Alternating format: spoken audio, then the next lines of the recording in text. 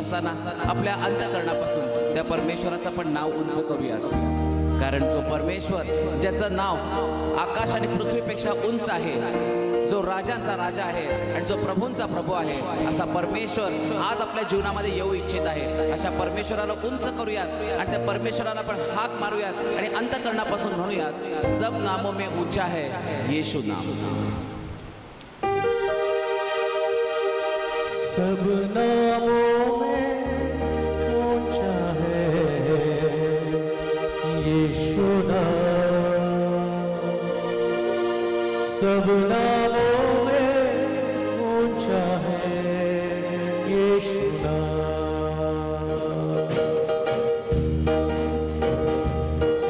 Worship low. सब नामों में ऊंचा है यीशु नाम. सब नामों में ऊंचा है यीशु नाम. सब नामों में ऊंचा है यीशु नाम. सब नामों में ऊंचा है यीशु नाम. स्वर्ग में धरती पर धरती के नीचे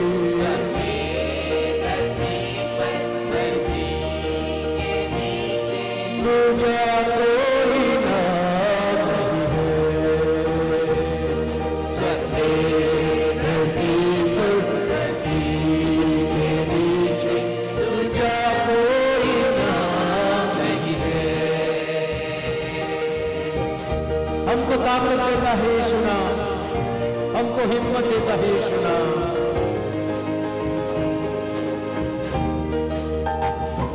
हमको ताकत देता है यीशु नाम. हमको हिम्मत देता है यीशु नाम. हमको ताकत देता है यीशु नाम. हमको हिम्मत देता है यीशु नाम. स्वर्ग में धरती पर धरती के नीचे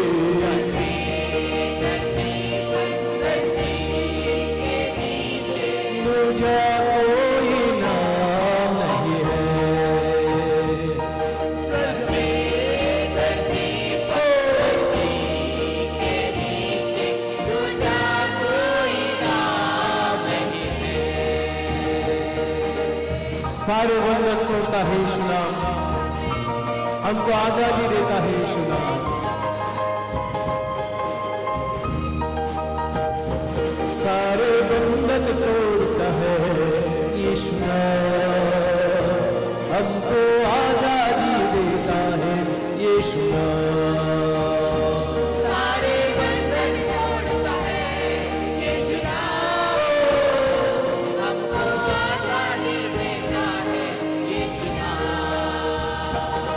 स्वर्ग धरती पर धरती के नीचे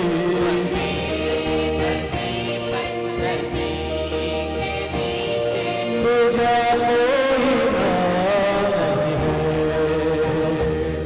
स्वर्ग धरती पर धरती के नीचे दूजा कोई नाम नहीं है. मुझको चंगा करता है यीशु नाम. मेरी विनती सुनता है यीशु नाम.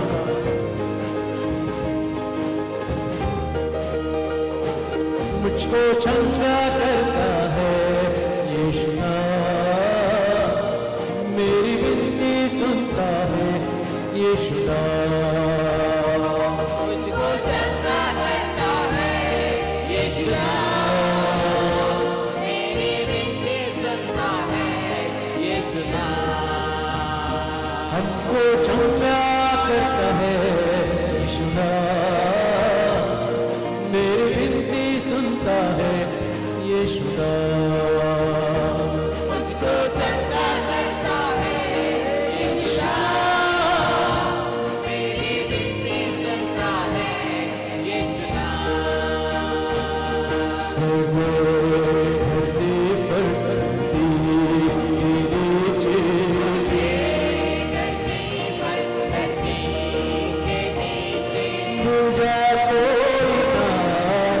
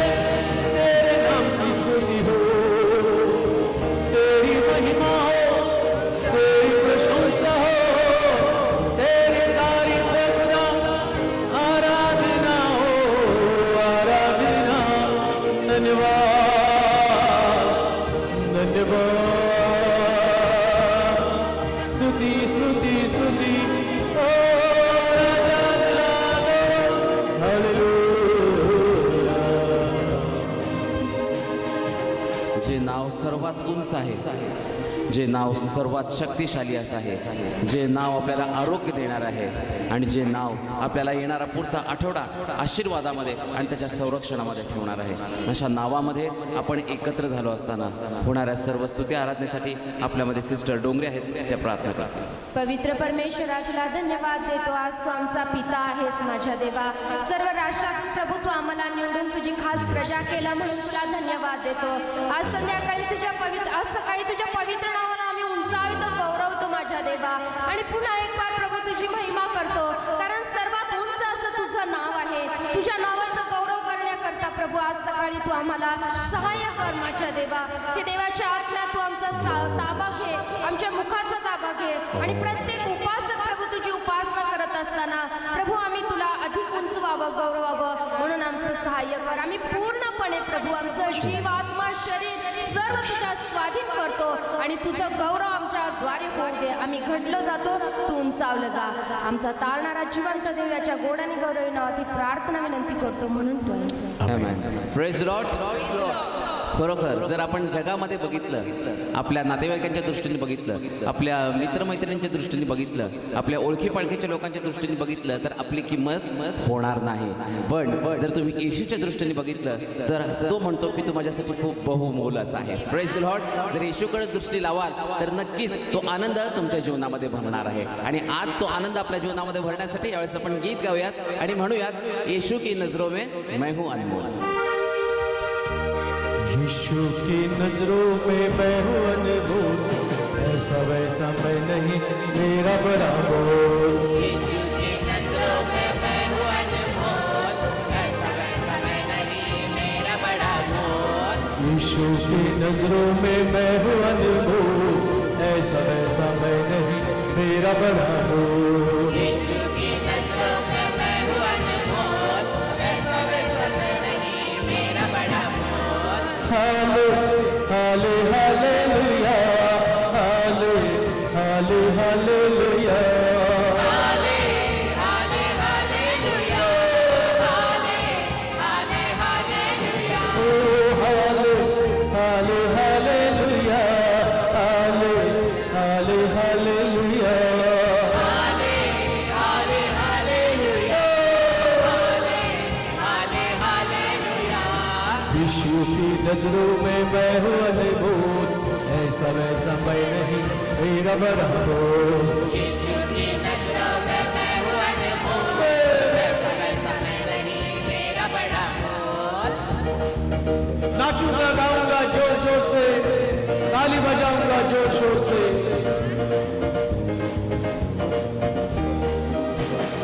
नाचूंगा, गाऊंगा जोर जोर से, ताली बजाऊंगा जोर शोर से. नाचूंगा गाऊंगा जोर शोर से, ताली बजाऊंगा जोर शोर से. नाचूंगा, गाऊंगा जोर जोर से, ताली बजाऊंगा जोर शोर से. नाचूंगा गाऊंगा ताली बजाऊंगा जोर शोर से. यीशु करता है मुझसे प्यार, सबसे बड़ा है उसका बलिदान. यीशु करता है मुझसे प्यार, सबसे बड़ा है उसका बलिदान. यीशु का दुनिया में मचला है, ऐसा वैसा मैं नहीं मेरा बड़ा बोल.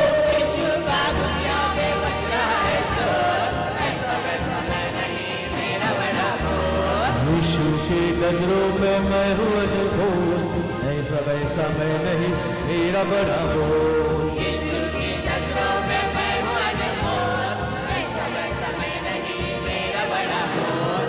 हाले हाले हालेलुया, हाले हाले हालेलुया, हाले हाले हालेलुया, हाले हाले हालेलुया. यीशु की नजरों में मैं हूँ अनमोल, ऐसा वैसा मैं नहीं मेरा बड़ा बोल. यीशु की नजरों में मैं हूँ अनमोल, ऐसा वैसा मैं नहीं मेरा बड़ा मोल. उसकी हथेली पे चेहरा मेरा खोद कर रखा है उसने मेरा.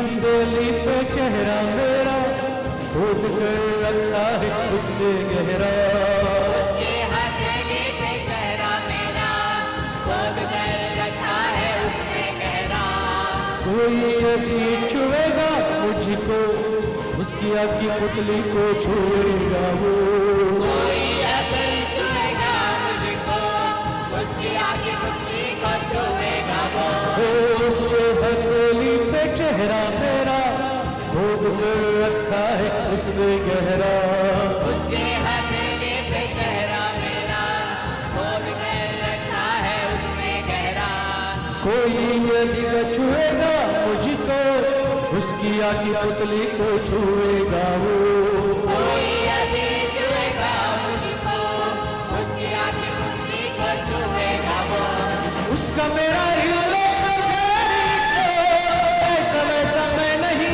मेरा बड़ा वो उसका मेरा रिलेशन वेरी क्लोज ऐसा वैसा मैं नहीं मेरा बड़ा वो यीशु की नजरों में मैं हूँ अनमोल ऐसा वैसा मैं नहीं मेरा बड़ा वो यीशु की नजरों में मैं हूँ अनमोल ऐसा वैसा मैं नहीं मेरा बड़ा मोल हाले हाले हालेलुया हाले हाले हालेलुया हाले हाले हालेलुया हाले हाले हालेलुया यीशु की नजरों में मैं हूँ अनमोल ऐसा वैसा मैं नहीं मेरा बड़ा वो यीशु की नजरों में मैं हूँ अनमोल ऐसा वैसा मैं नहीं मेरा बड़ा प्रेज लॉर्ड. ज्यावेळेस येशूकडे आपण बघतो त्यावेळेस तो आनंद आपल्या प्रत्येकाच्या जीवनामध्ये भरतो प्रियांनो. Praise Lord. कारण आपल्या परमेश्वराचं सामर्थ्य किती आहे आणि त्याचं वर्णन किती करावं. आपल्या जीवनाच्या प्रत्येक श्वासाबरोबर जरी आपण त्या परमेश्वराच्या सामर्थ्याचं कौतुक केलं तरी देखील ते कमीच आहे. यावेळेस आपण त्या परमेश्वराचं सामर्थ्य आठवूयात ज्या सामर्थ्याने आतापर्यंत आपल्याला वाचवलेलं आहे. आपण गीत गाऊयात आणि म्हणूयात किती सामर्थ्य धन्य प्रभू तुला रे. किती सामर्थ्य धन्य प्रभु तुला रे मोठे नाव वाटते मला रे किती सामर्थ्य धन्य प्रभु तुला रे मोठे नाव वाटते मला रे किती सामर्थ्य धन्य प्रभु तुला रे मोठे नाव वाटते मला रे किती सामर्थ्य धन्य प्रभु तुला रे मोठे नाव वाटते मला रे येशू काना गावी गेला मर्या होती त्या लग्नाला येशू काना गावी गेला मर्या होती त्या लग्नाला येशू काना गावी गेला या होती त्या लग्नाला अक्षरस तो संपला त्याने पाण्याचा केला रे नवीनवाला वाजते मला रे त्याने पाण्याचा रक्तरस केला रे मोठे नवल वाटते मला रे किती सामर्थ्य धन्य प्रभु तुला रे मोठे नवल वाजते मला रे किती सामर्थ्य धन्य प्रभु तुला रे मोठे नवल वाटते मला रे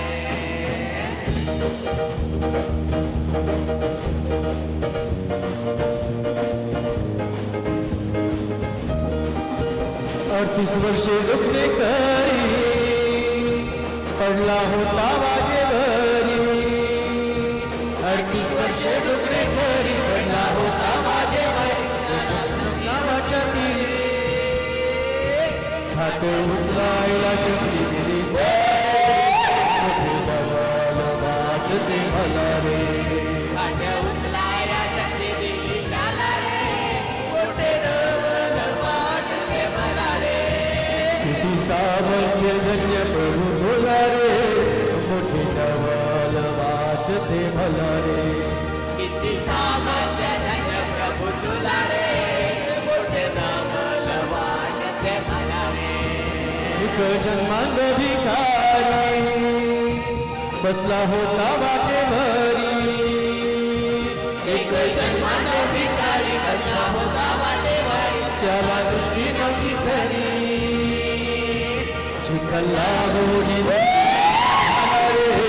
मोठे नवल वाटते मला रे चिखलावून दृष्टी दिली त्याला रे मोठे नवल वाटते मला रे किती सामर्थ्य धन्य प्रभू तुला रे मोठे नवल वाटते मला रे किती सामर्थ्य धन्य प्रभू तुला रे मोठे नवल वाटते मला रे मोठे नवल वाटते मला रे मोठे नवल वाटते मला रे प्रेज लॉर्ड.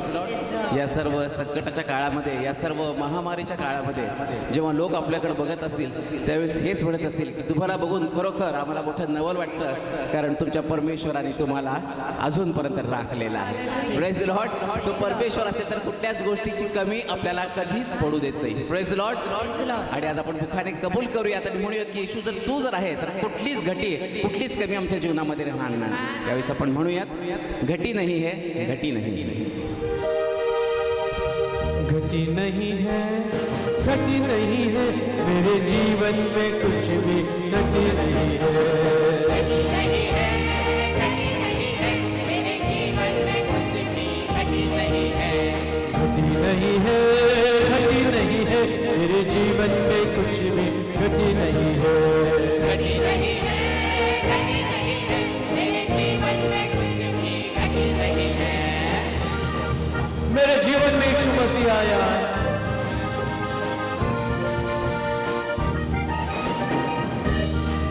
मेरे जीवन में यीशु मसीह आया. मेरे जीवन में जीवन में यीशु मसीह आया. तेरे जीवन में जीवन में मेरे जीवन में यीशु मसीह आया. मेरे जीवन में जीवन में मेरे जीवन में यीशु मसीह आया. मेरे जीवन में कमी नहीं है, कमी नहीं है, मेरे जीवन में कुछ भी कमी नहीं है. कमी नहीं है, कमी नहीं है, मेरे जीवन में कुछ भी कमी नहीं है. घटी नहीं है, घटी नहीं है, मेरे जीवन में कुछ भी घटी नहीं है. घटी नहीं है, घटी नहीं है, मेरे जीवन में कुछ भी घटी नहीं है. प्रार्थना में यीशु से मांगा करो.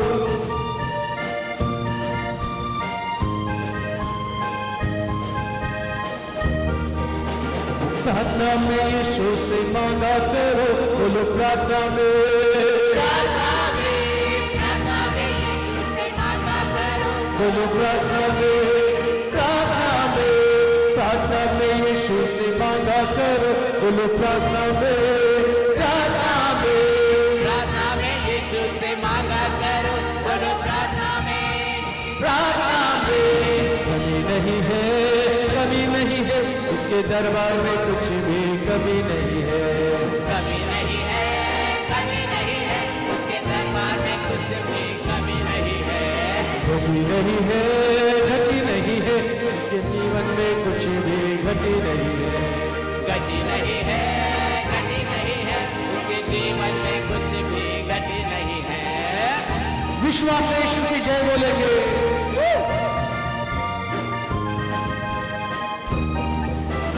विश्वास से यीशु की जय बोलेंगे. हम विश्वास से विश्वास से यीशु की जय बोलेंगे. हम विश्वास से विश्वास से यीशु की जय बोलेंगे. हम विश्वास से यीशु की जय हम विश्वास से डर नहीं है, डर नहीं है, यीशु जो साथ है डर नहीं है. डर नहीं अब है, यीशु जो साथ है डर नहीं है. घटी नहीं है, घटी नहीं है, मेरे जीवन में कुछ भी घटी नहीं है. घटी नहीं है, घटी नहीं है, मेरे जीवन में कुछ भी घटी नहीं है. मेरे जीवन में कुछ भी घटी नहीं है. मेरे जीवन में कुछ भी घटी नहीं है. Praise praise Lord. ज्या परमेश्वराचं आपण नाव घेतो त्या परमेश्वराचं नाव घेतल्यामुळे आपल्या जीवनामध्ये असलेली प्रत्येक घटी पूर्ण होते. Praise Lord.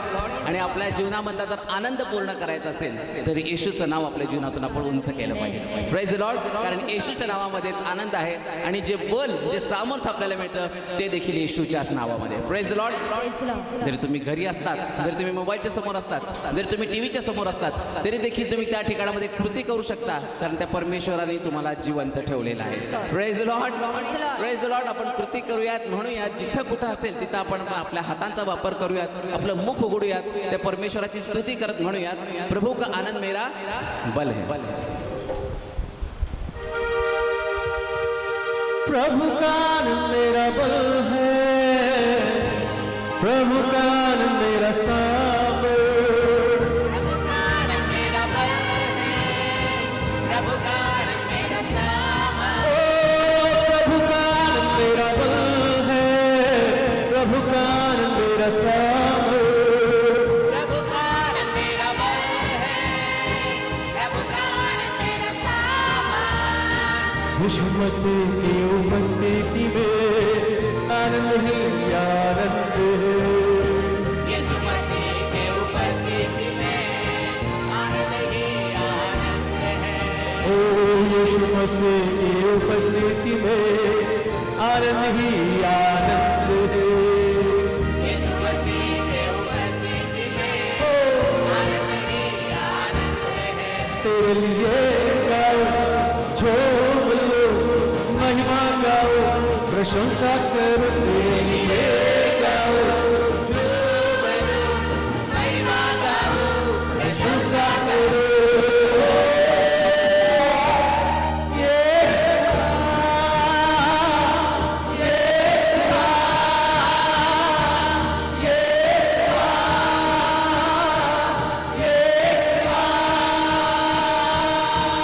तेरे लिए गाओ, झूम लो, महिमा गाओ, प्रशंसा करो. तेरे लिए गाओ, झूम लो, महिमा गाओ, प्रशंसा करो.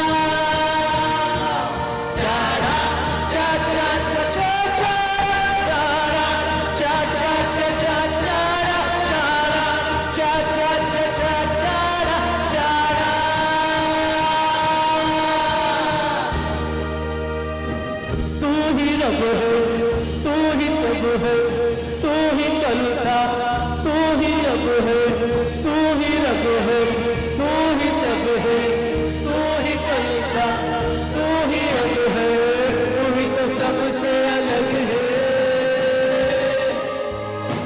करते तुझको है हम सलाह, सबसे ऊंचा है तेरा नाम. करते तुझको है हम सलाम, सबसे ऊंचा है तेरा नाम. करते तुझको है हम सलाह, सबसे ऊंचा है तेरा नाम. करते तुझको है हम सलाम, सबसे ऊंचा है तेरा नाम. यीशु नाम, यीशु नाम.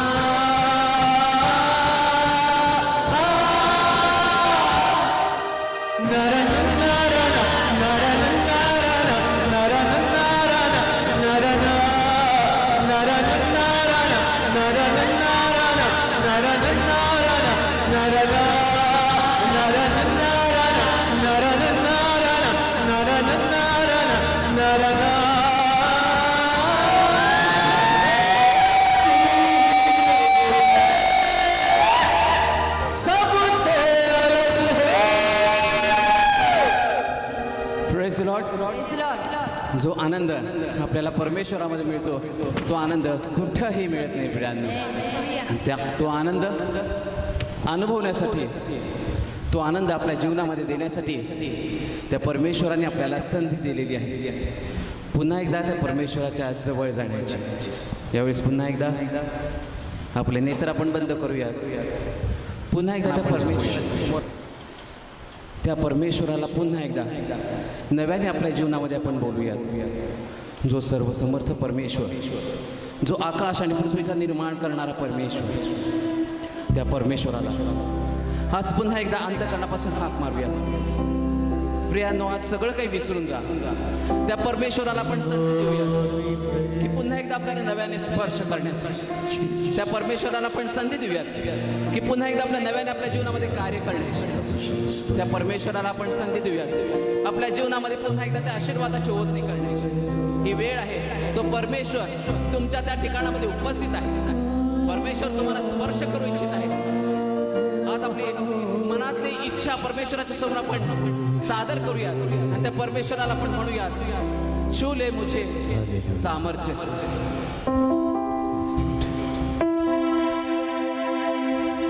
छू ले मुझे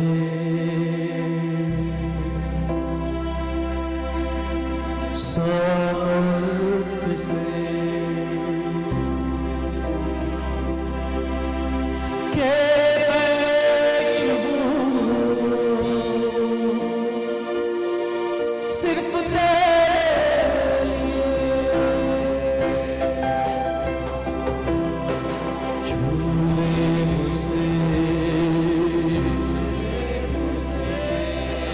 सामर्थ्य से,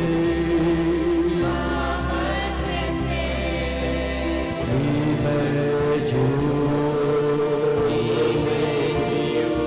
सिर्फ तेरे लिए, सिर्फ तेरे लिए. भर दे मुझे अभिषेक से, चलता रहूं तेरी राह पर.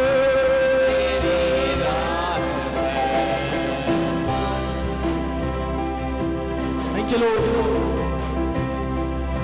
यीशुआ यीशुआ यीशुआ, सुन ले मेरे दिल की दुआ. यीशुआ यीशुआ यीशुआ, सुन ले मेरे दिल की दुआ. भर दे प्रभु यीशु मुझे तेरी रूह से. Lord, I worship you. भर दे प्रभु यीशु मुझे रूह से.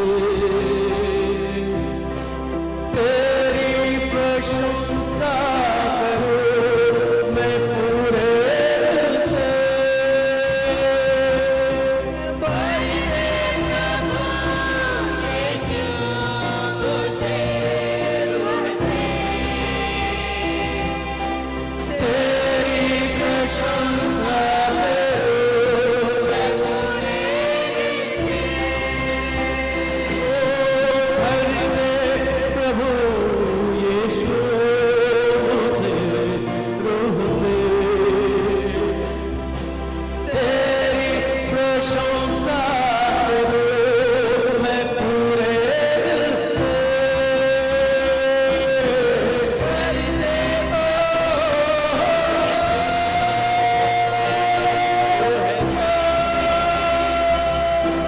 तेरी प्रशंसा करूं मैं पूरे दिल से.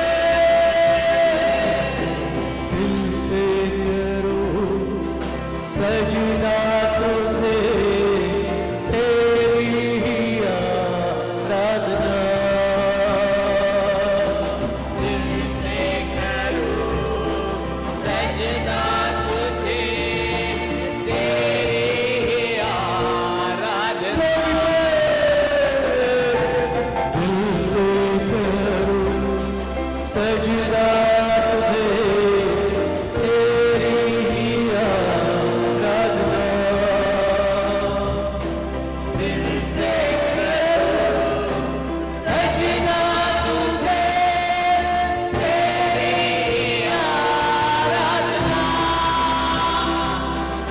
यीशुआ यीशुआ यीशुआ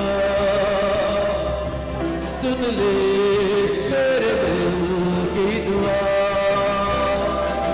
यीशुआ यीशुआ यीशुआ सुन ले तेरे दिल की दुआ पागल है तू धूप में छाँव का पागल है तू रात में आग का ओ पागल है तू धूप में छाँव का पागल है तू रात में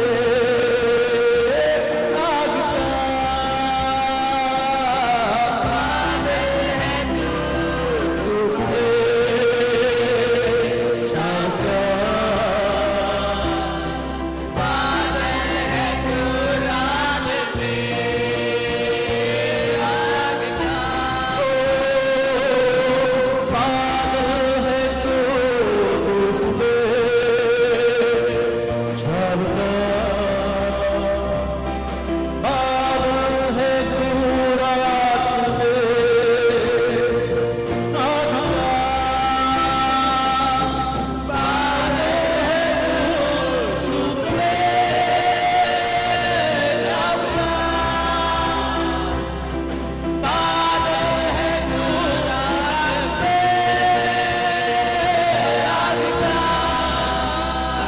बहता झरना सूखी भूमि पर सागर में तू रास्ता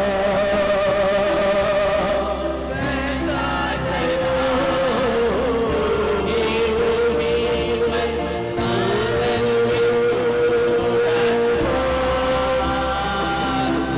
बहता झरना सूखी भूमि सागर तू रास्ता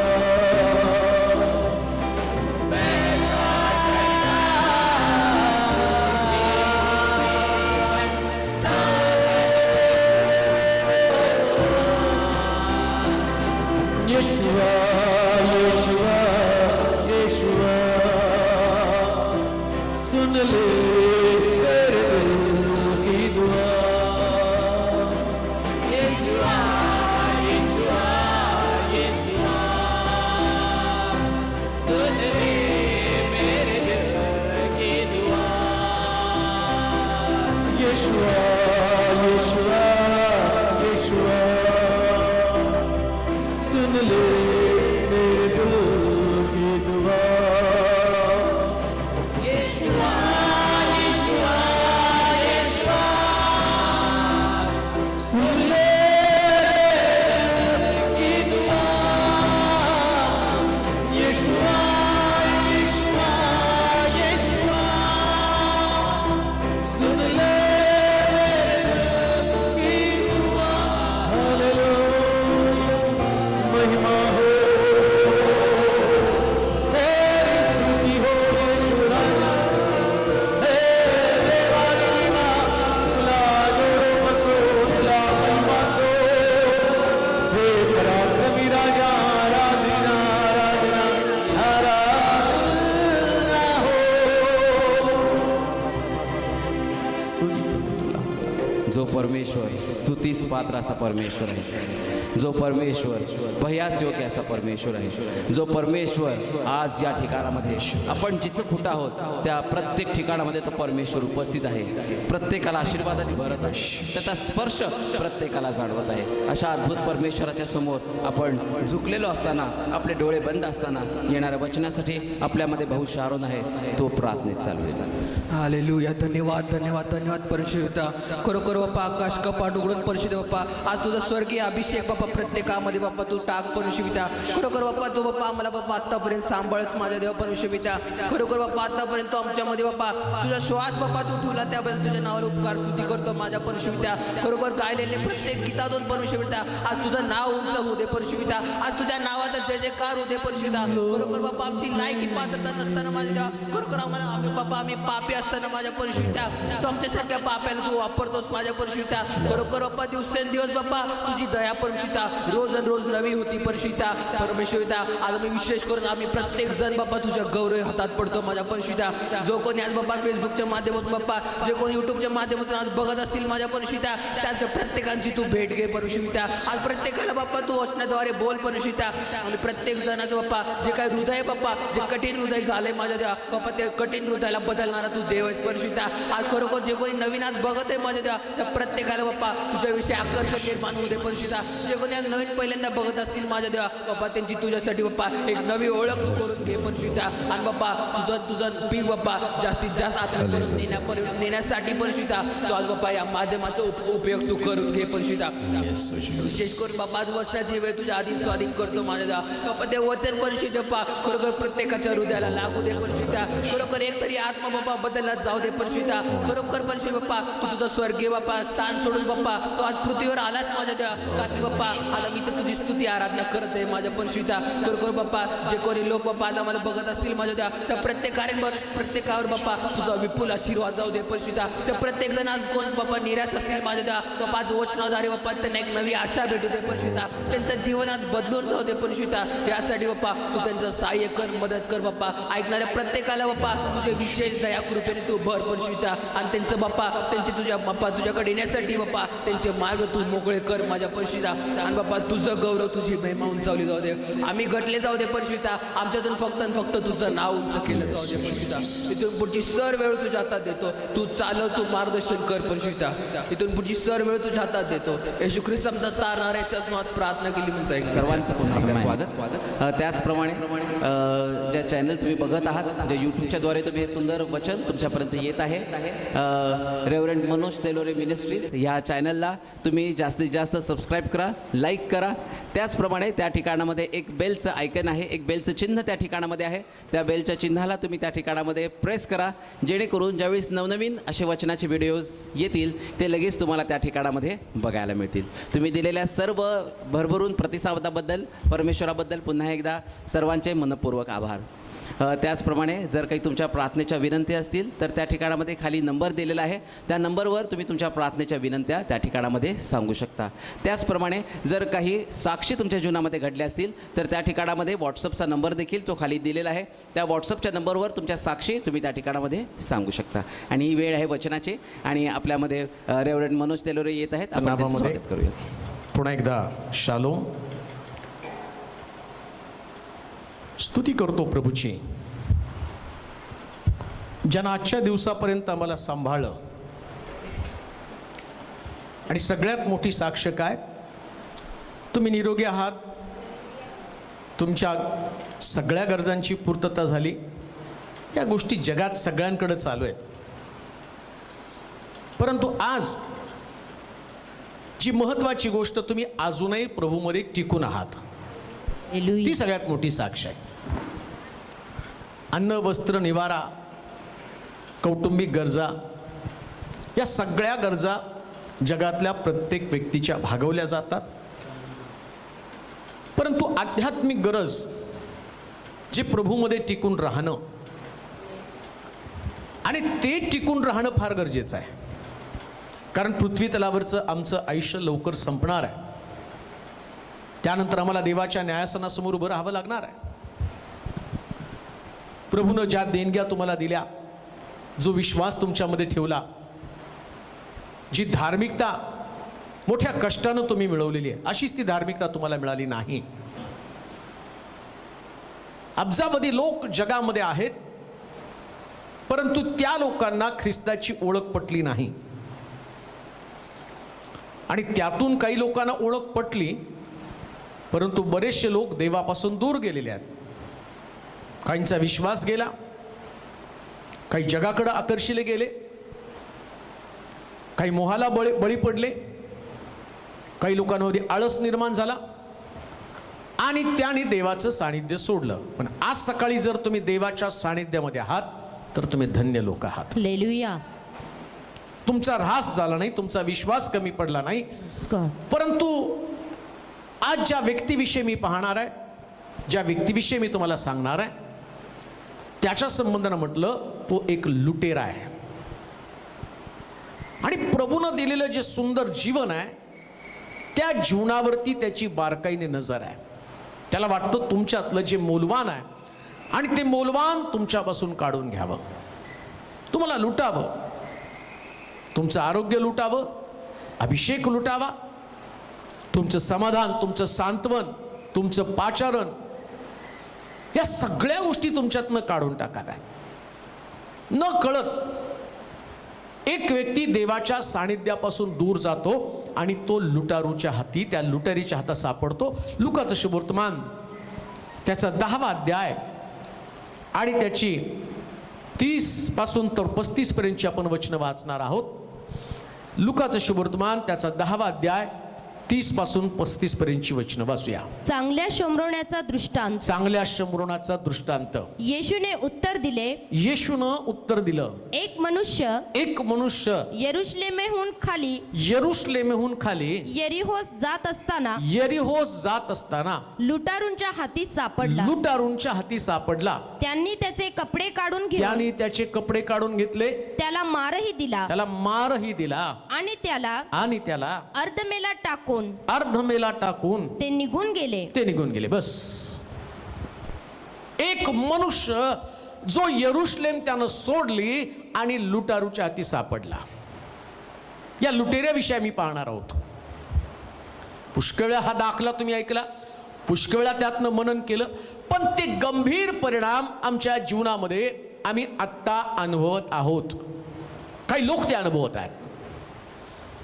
म्हणून देवाचं सानिध्य जे आहे ना, ते आज सकाळी आमच्यासाठी फार महत्वाचं आहे. हालेलुया. यरुशलेम आमच्यासाठी महत्वाची आहे. आमेन. तो सैतान काही तुम्हाला ओढत नेणार नाही. बागेमध्ये ज्या झाडाचं फळ खायचं नाही त्या झाडाकडं या सैतानानं हवेला आणलं नाही. हवा स्वतः तिथं गेलेली आहे. तो डावपे चाकणार आहे. तो त्या झाडावरती बसला, जसं आम्ही पाहतो अगोदरच त्या झाडावरती तो जाऊन बसलेला होता. कोणत्या? ज्या झाडाचं फळ खायचं नाही त्या झाडाकडं आज ना व्यक्ती निर्माण केलेला मनुष्य येईल म्हणून तो सैतान त्या झाडावरती जाऊन बसलेला आहे. त्यानं हवेला तिथनं ओढत आणलं नाही. सैतान कधी सुद्धा कोणा व्यक्तीला ओढत नाही, पण जो व्यक्ती देवाची आज्ञा, देवाचं सानिध्य सोडतो आणि एकदा का त्या लुटेऱ्याच्या हातामध्ये, त्या चोराच्या हातामध्ये, त्या दरोडेखोराच्या हातामध्ये सापडला, मग मात्र तो त्याला सोडत नाही. बायबल सांगतो तो उद्ध्वस्त करणारा, विध्वंसक असा आहे. म्हणून मी सुरुवातीलाच तुम्हाला सांगितलं, तुमच्याकडे पैसे आहेत, तुमच्याकडे आरोग्य आहे, तुम्ही निरोगी आहात, तुमचा परिवार एकत्र आहे, तुमच्याकडे तुमची पत्नी, तुमच्याकडे तुमचा पती आहे, तुमच्याकडे तुमची लेकरं आहेत, याच्यामध्ये धन्यता मानू नका.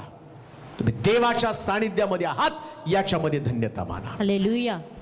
म्हणून तो सैतान देवाला काय म्हणतो, योग तुझं फुकट भय बाळगत नाही, तू त्याच्या सर्वस्वाभोवती कुंपण केलेलं आहे. जो कुंपण तोडतो त्याला सर्प डसतो, हेही देवाच्या वचनामध्ये सांगितलेलं आहे. आणि इथं मी पाहतो एक मनुष्य त्यानं यरुशलेम सोडली, देवाचं सानिध्य त्यानं सोडलं. आणि देवाचं सानिध्य सोडल्यावर काय केलं वाचा बरं. यरिहोस जात असताना लुटारूंच्या हाती सापडला. ज्यावेळेस तुम्ही आत्मिक जीवनामध्ये खाली जाता, खाली गेलं, मला खाली जाण्याविषयी तुम्हाला सांगायचं आहे. लुटारू कधी पकडतो माहिती का? तुम्ही खाली जायला लागल्यावर. तुमची आत्मिक जीवनाची एक पातळी आहे, तिथं त्याग आहे, तिथं समर्पण आहे, तिथं देवाची वाणी ऐकणं आहे, तिथं देवाच्या सानिध्यामध्ये राहणं आहे, तिथं प्रभूसाठी काहीतरी करणं आहे, तिथं रागावरती, मोहावरती विजय मिळवणं आहे, सेल्फ कंट्रोल आहे, सेल्फ डिनायल आहे, स्वतःचा नाकार करणं आहे. एक सर्वोच्च पातळीवरती तुम्ही राहता. पण एक आत्मिक मनुष्य जास्त काळ त्या ठिकाणात राहू शकत नाही. सैतान डावपे चाखणार आहे. तुमचं झगडणं रक्त मांसाबरोबर नाही, सत्ता, अधिकार व आकाशातला दुरात्म समूह. या लुसिफरला सुद्धा वरची जागा होती. स्वर्गामध्ये आम्ही पाहतो या लुसिफरला वरची जागा होती आणि शास्त्र सांगतं त्यानं त्याच्यापेक्षा मोठी जागा, देवाची जागा त्यानं मागितली आणि त्यानं हल्ला केला स्वर्गावरती आणि त्याला त्या जागेवरून खाली टाकलं. कान देऊ नाही का? खाली येणं म्हणजे नेमकं काय? जिथं प्रभूनं तुम्हाला ठेवलं त्याच्यापेक्षा मोठं बनण्याचा प्रयत्न करू नका. जी प्रभूनं तुम्हाला जागा दिलेली आणि ती जागा सर्वोत्तम जागा आहे, आमेन बेस्ट जागा आहे. आमेन. लुसिफरची जागा जी वर्शिपर होता ती सर्वोत्तम जागा होती. त्याला वाटलं की देवापेक्षा मोठी जागा माझी असावी. कधी कधी तुमच्यामध्ये माझ्यामध्ये याच प्रकारची भावना निर्माण होती आणि ती भावना, तो भाव किंवा ती तुमचा लोभ आहे आणि तो तुम्हाला खाली घेऊन जायला सुरुवात करतो. देवाचा पुत्र असताना मानव झाला आणि तो स्वतः खाली आला, तो दीन झाला आणि शास्त्र सांगतं देवाने त्याला सर्वांपेक्षा उंच केला. हालेलुया. प्रभू स्वतः दीन झाला. माघार घेण्याची वृत्ती आमच्यामध्ये असली पाहिजे. कधी कधी आध्यात्मिक जीवनामध्ये एक प्रकारचा गर्व आमच्यामध्ये निर्माण होतो आणि यरूशलेम सोडून जाण्यामागं मला वाटतं यशाचं पुस्तक आणि त्याचा 42 अध्याय 24-25 वचन जर तुम्ही वाचलं तर त्या ठिकाणामध्ये तुम्हाला समजेल नेमकं काय त्या ठिकाणामध्ये यरूशलेम सोडणं म्हणजे नेमकं काय. वाचूया. याकोबाला याकोबाला लुटीस कोणी जाऊ दिले? कोणी जाऊ दिलं? इस्रायलास लुटारूंच्या स्वाधीन कोणी केले? कोणी केलं? ज्या परमेश्वराविरुद्ध आम्ही पाप केलं त्यानेच की नाही त्याच्या मार्गाने ते चालेनात, त्याच्या मार्गाने ते चालेनात, त्याचे धर्मशास्त्र ते ऐकेना. कोण यरूशलेम सोडतो? कोण यरूशलेम सोडून बाहेर गेलेला आहे? कळत पण नाही आम्ही यरूशलेम सोडून बाहेर चाललेलो आहे. न कळत आम्ही त्याच्या जाळ्यामध्ये अडकतो आणि सैतान त्याच्या जाळ्यामध्ये अडकत असताना. परत वाचा ते वचन. याकोबाला लुटीस कोणी जाऊ दिलं? इस्रायलास लुटारूंच्या स्वाधीन कोणी केलं? प्रश्न त्या ठिकाणात विचारला गेलेला आहे. हा मनुष्य यरूशलेम सोडून जात असताना याला कोणी जाऊ दिलं? मी पण देवाचा व्यक्ती आहे, मी पाळक आहे, मी तुम्हाला देवाचं वचन सांगत आहे. मग मला पापाकडे जाण्यासाठी किंवा देवाचं सानिध्य सोडण्यासाठी कोणी प्रवृत्त केलं? कोण मला चॅलेंज करत आहे? कोण मला देवाच्या सानिध्यापासून दूर घेऊन जात आहे? कोण मला सेवेपासून तोडत आहे? कोण मला पाचरणापासून वंचित करत आहे? कोण माझ्यामधला अभिषेक काढून टाकत आहे? कोणतं देवाचं कॉलिंग मला असताना, देवाचं पाचारण मला असताना, प्रभूच्या सेवेचं अंग माझ्यामध्ये असताना, देवाच्या सानिध्यामध्ये मी असताना मला कोण परावृत्त करत आहे तिकडे घेऊन जाण्यासाठी? तिथं त्याच्या स्पष्टीकरण दिलं. काय लिहिलं खाली? कोणी जाऊ दिलं? ज्या परमेश्वराविरुद्ध आम्ही पाप केले. पाप आम्हाला यरूशलेम सोडून जाण्यासाठी भाग पाडतं. प्रियानो, जो व्यक्ती पाप करतो ना आपोआप देवाच्या सानिध्यापासून दूर जातो, यरूशलेमेपासून तो दूर जायला सुरुवात होतो. पाप हे मनुष्याच्या जीवनामध्ये देवाच्या सानिध्यात, देवाच्या घरामध्ये, अभिषेकामध्ये आम्हाला कधीच टिकून ठेवत नाही. पण तुम्ही म्हणाल नाही मी दारू पित नाही, मी शिवीगाळ करत नाही, मी व्यभिचार करत नाही हो, थोडासा गर्व पण पाप आहे. थोडा सुद्धा.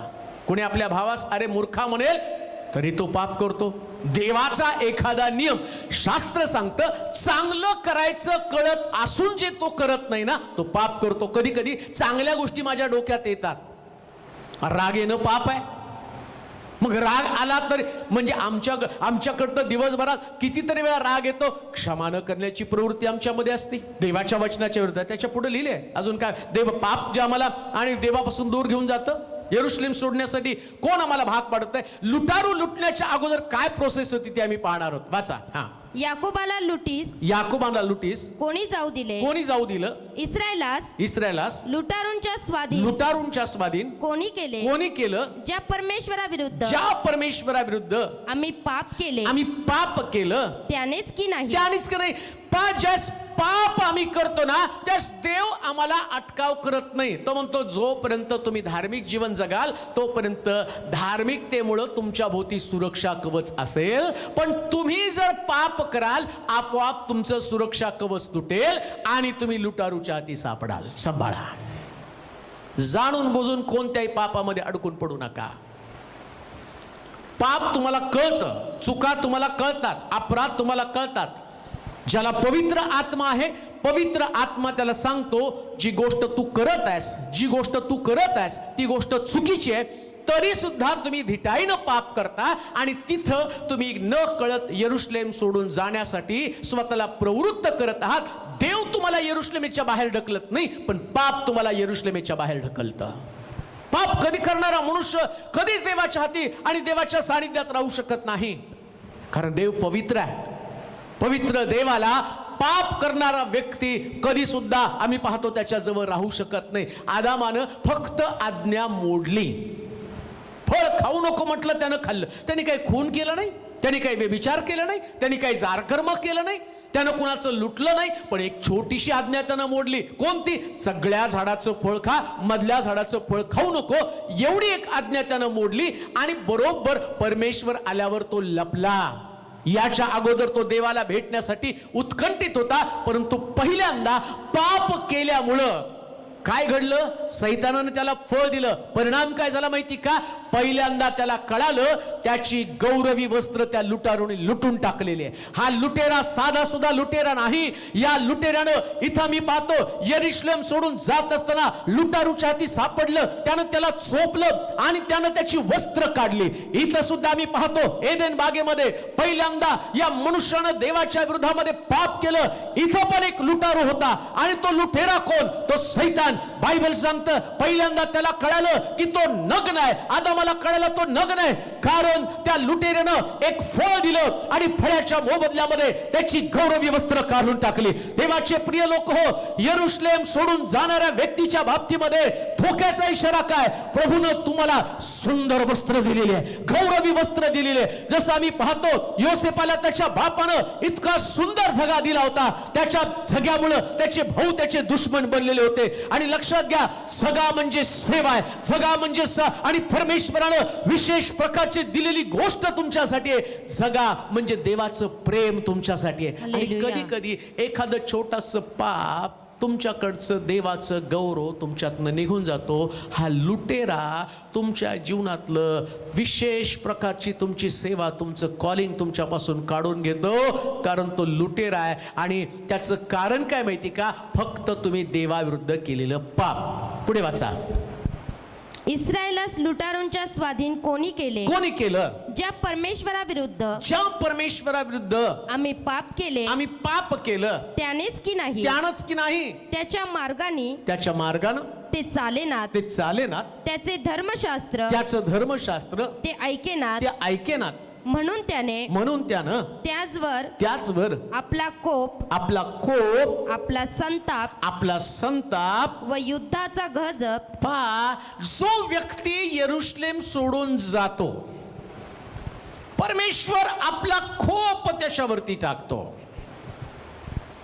तुम्हाला काय वाटतं? तुम्ही जाताना तो म्हणतो जीवन मरण शाप आशीर्वाद सगळं काही मी तुझ्या समोर निवडलं, आता तुझ्या निवडीप्रमाणे तू कर, जिकडे जायचं तिकडे तू जा.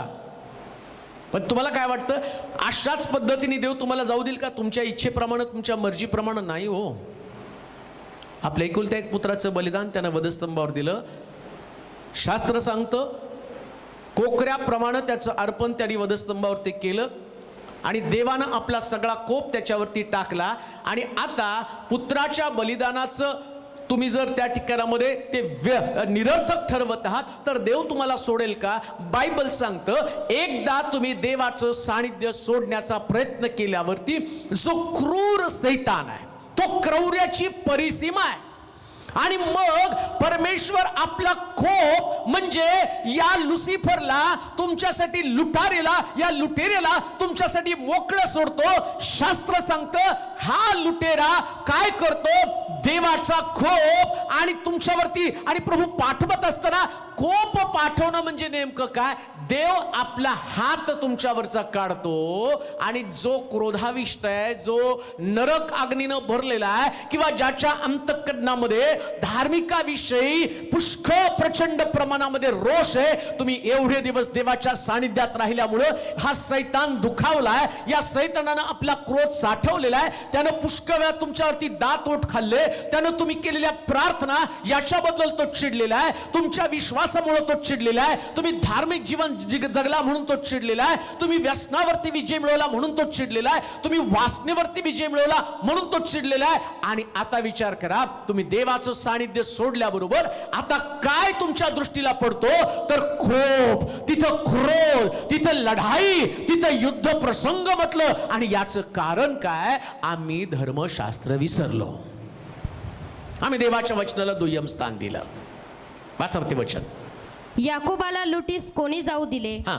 इस्रायलास लुटारूंच्या स्वाधीन कोणी केले? कोणी केलं? ज्या परमेश्वराविरुद्ध ज्या परमेश्वराविरुद्ध आम्ही पाप केले, आम्ही पाप केलं, त्यानेच की नाही, त्यानंच की नाही, त्याच्या मार्गाने त्याच्या मार्गानं ते चालेनात, ते चालेनात. त्याचे धर्मशास्त्र जे देवाच्या मार्गानं चालत नाही. आता तुमच्या लक्षात येतं तुम्ही देवाच्या मार्गानं चालला का नाही. असं नाही होत मला नाही कळत मी कुठं चाललो. अहो सकाळी उठल्यावर 10 वेळा तुम्ही गाडीने जायचं ना कुठल्या गावाला, तर 10 वेळा त्या ट्रेनची चौकशी करता, कितीला आहे काय, तुमचा मोबाईलवर बघता चेंज झालं का, म्हणजे तुम्हाला कुठं जायचं कसं जायचं सगळं माहिती असतं. मग पाप तुम्ही करता, देवाच्या मार्गात तुम्ही चालता का नाही हे पण तुम्हाला समजत असतं. पण तुमच्याकडे इतकं धिटाई असते ना, आणि त्या धिटाईनं पाप करता आणि पाप केला, धर्मशास्त्र विसरलं, लुटारूच्या हाती तुम्ही सापडला. लुटेरा तुमची वाट पाहत आहे आणि लुटेराच्या हातामध्ये सापडल्यावर काय गजब होतो. वाचा. परमेश्वराविरुद्ध आम्ही पाप केले, पाप केलं, त्यानेच की नाही, त्यानंच की नाही, त्याच्या मार्गाने ते चालले ना, त्याच्या मार्गाने ते चालेनात, त्याचे धर्मशास्त्र ते ऐकेना, धर्मशास्त्र ऐकेनात, म्हणून त्यानं त्याचवर आपला कोप, आपला संताप व युद्धाचा गजब यांचा वर्षाव केला. काय केला? वर्षाव. एक प्रसंग नाही हो. शिंपडणं वेगळं आणि वर्षाव वेगळं, वर्षाव होणं वेगळं. एकदा देवाचं सानिध्य सोडलं, एकदा धर्मशास्त्राप्रमाणे चालण्याचं बंद केलं, एकदा देवाच्या इच्छेला दुय्यम स्थान दिला, एकदा तुम्ही शास्त्रवचन नीट ऐका. पुष्कळ लोकांना धर्मशास्त्र ऐकायला आवडत नाही. परत वाचा ते वचन. ज्या परमेश्वराविरुद्ध आम्ही पाप केलं, त्यानेच की नाही, त्याच्या मार्गाने ते चालेना, मार्गाने चालना, त्याचे धर्मशास्त्र ते ऐकेनात. काही लोकांना धर्मशास्त्र ऐकायला नको, त्यांना देवाचं वचन ऐकायला नको. जे देवाचं वचन ऐकत नाही, बायबल सांगतं ते यरुशलेम सोडून चाललेले आहेत. किती लोक आज सकाळी देवाचं वचन ऐकण्यासाठी आपापल्या घरात बसलेत ते मला माहित नाही. ते म्हणतात लॉकडाऊन आहे, ते म्हणतात चर्चेस बंद आहे. पण देवानं हीच संधी, कारण युद्ध मोठं होणार आहे, संकट जगावरती याच्यापेक्षा मोठी येणार आहेत.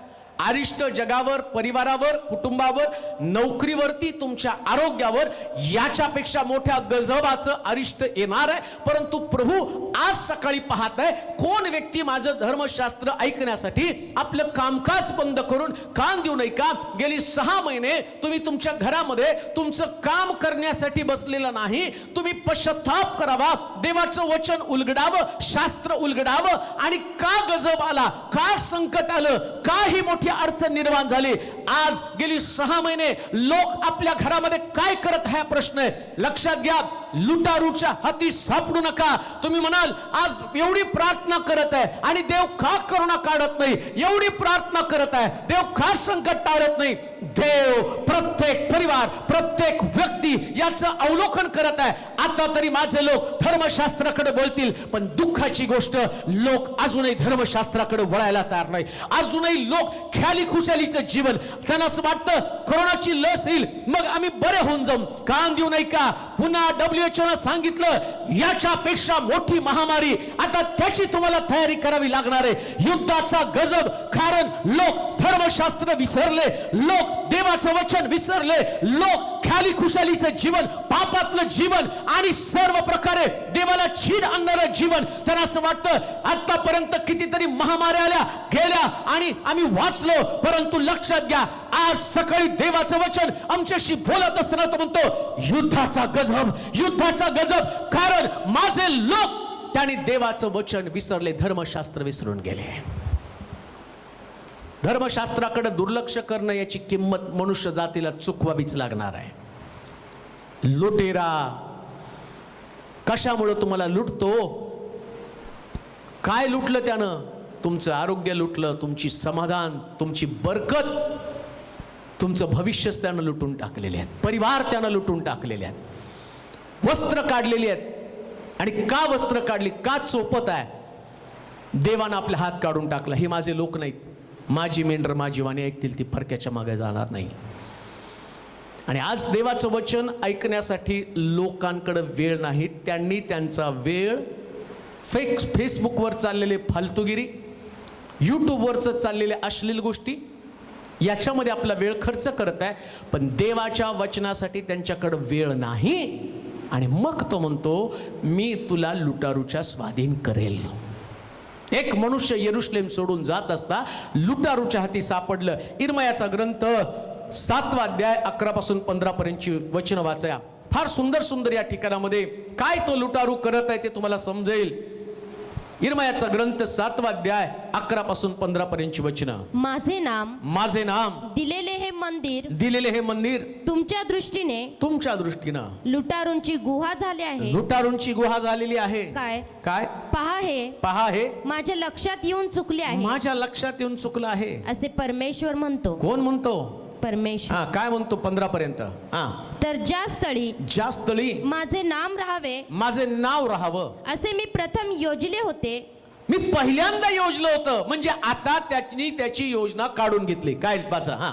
प्रथम योजले होतं त्या शिलोस जा व माझे लोक इस्रायल यांच्या दुष्टतेमुळे मी त्यांचे काय केले ते पहा. परमेश्वर म्हणतो तुम्ही ही सर्व कृत्य केली. मी तुम्हाशी मोठ्या निकडीने बोलत असता तुम्ही माझे ऐकले नाही. मी तुम्हास हाक मारित असता तुम्ही उत्तर दिले नाही. म्हणून ज्याला माझे नाम दिले आहे माझं दिलं आहे व ज्यावर तुमची श्रद्धा आहे त्या या मंदिराचे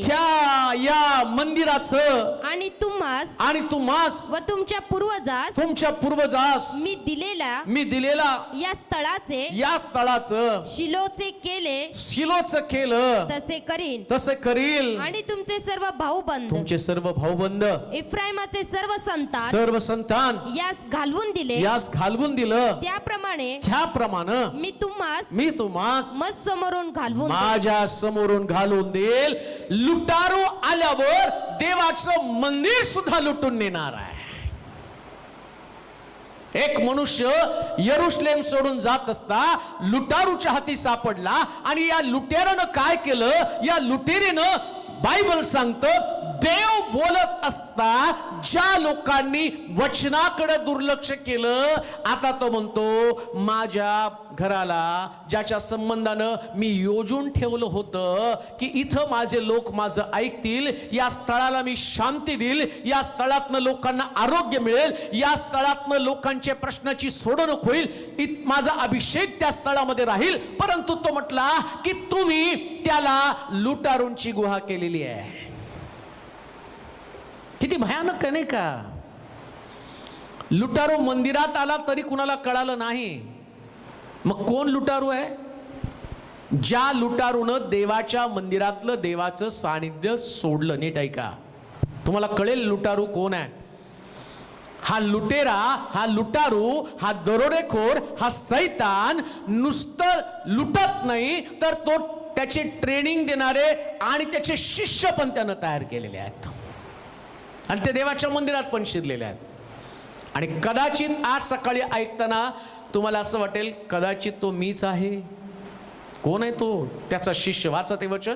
माझे नाव दिलेलं हे मंदिर दृष्टीनं लुटारूंची गुहा झालेली आहे. काय पहा हे माझ्या लक्षात येऊन चुकले आहे. काय लक्षात येऊन चुकलं आहे असे परमेश्वर म्हणतो. देवाच्या लक्षात आलं की तुम्हीच या मंदिराला लुटारूंची गुहा केलेली आहे. लुटेरा तर लांब राहिला पण आता तो काय म्हणत आहे? या माझ्या मंदिरासंबंधानं माझ्या लक्षात आलं हे मंदिर आता लुटेरांची गुहा बनलेली आहे. मग या गुहेमध्ये, या मंदिरामध्ये, या चर्चमध्ये तो म्हणतो परत एकदा मला त्याच्याकडे डोकावणं गरजेचं आहे. काय घडलं? वाचा. तर ज्या स्थळी माझं नाव राहावं असे मी प्रथम योजले होते. देवाची योजना काय होती? या मंदिरामध्ये देवाचं नाव राहावं. आमेन. नीट ऐका, आता तुम्हाला कळेल यरुशलेम सोडून गेल्यामुळं, देवाचं सानिध्य, धर्मशास्त्र विसरल्यामुळं. नीट ऐका, लुटारूनी पहिल्यांदा लुटलं काय? धर्मशास्त्रच काढून टाकलं. ज्याच्यानं आम्ही चाललं पाहिजे, जे मंदिरामध्ये अत्यावश्यक आहे, धर्मशास्त्राप्रमाणे लोकांनी चालावं, परंतु सैतानानं धर्मशास्त्र चोरलं आणि तिथं मंदिरात देवाचं नाव राहायला पाहिजे, याच्याऐवजी मंदिरामध्ये आता लोकांचंच नाव राहू लागलं. लोक आपल्या नावासाठी धडपड करू लागले. पाळकाला वाटतं त्याचं नाव राहायला पाहिजे, एल्डरला वाटतं त्याचं नाव राहायला पाहिजे होतं, वर्षीपराला वाटतं माझं नाव व्हायला पाहिजे. जेव्हा माझ्यामध्ये भावना येते ना, माझं नाव कोणी घेत नाही, माझ्या नावाचं व्हॅल्यू कमी व्हायला लागला, समजायचं ते मंदिरातले लोक आता सैतानाचे हस्तक बनलेले, त्याचे लुटारू बनलेले. का? कारण देवाच्या नावाचं गौरव ते स्वतःकडे घेऊ लागलेले आहेत आणि देव त्याच्या नावाचं गौरव कोणालाच देत नाही. माझ्या लक्षात आलं, प्रभू म्हणतो माझ्या लक्षात आलं, माझी इच्छा होती या स्थळाला माझं नाव द्यावं. तुमच्या चर्चमध्ये, तुमच्या मंदिरामध्ये स्पर्धा कशासाठी? नावासाठी. सोडलं यरुशलेम. लुटारूनं देवाच्या मंदिरामध्ये त्याचं नावच काढून टाकलेलं आहे. आता मंदिरामध्ये भांडणं, सगळी चर्चमध्ये भांडणं कशासाठी चालली? माझं नाव मोठं व्हावं, मला कोणीतरी ऍप्रिशिएट करावं. मी घटला जाऊ दे पण प्रभू उंच केला जाऊ दे. पौल म्हणतो आता मी माझ्या ठाई राहत नाही तर ख्रिस्त माझ्या ठाई राहतो. नारायण बाबन टिळक म्हणतात, पुष्कळ अजूनही उन्हा प्रभू मी, पुष्कळ अजूनही उन्हा. मग कसलं परफेक्शन आमच्यामध्ये? काय पूर्णत्व आहे? कुठल्या प्रकारचे आम्ही लोक आहोत? लुटारू काय करत आहे? त्याच्या हस्तकांना मंदिरामध्ये आज भांडणं कशासाठी आहेत? नावासाठीच आहे. आणि परमेश्वर आता काय म्हणत आहे माहिती का? मी योजना करून ठेवली ती. वाचा ते वचन. तर ज्या स्थळी माझे नाम राहावे, माझे नाव राहावं असे मी प्रथम योजले होते. म्हणजे देवाचं चर्च स्थापण्यामागचं पहिला प्लॅन कोणता? कोणती योजना देवाची? आणि आता चर्च मध्ये देवाची योजना आहे का? प्रश्न तोच आहे. पुष्कळ मंडळांमध्ये आज सगळे प्रॉब्लेम प्रॉब्लेम प्रॉब्लेम प्रॉब्लेम धुसफूस चालू आहे. आम्ही म्हणतो मंदिर का बंद पडलं? तो म्हटला त्याच्यासाठीच तुम्हाला इथे येऊन बघावं लागलं शिलोची अवस्था मी काय केली. तुम्हाला परत येऊन तिथं पाहावं लागेल, शास्त्र उलगडावं लागेल, शास्त्राकडे जाऊन पाहावं लागेल. माझं नाव ज्या मंदिराला दिलं त्या मंदिरातले लोक कोणाच्या नावासाठी झगडत आहेत? एक मनुष्य यरुशलेम सोडून जात असताना लुटारूच्या हाती सापडला.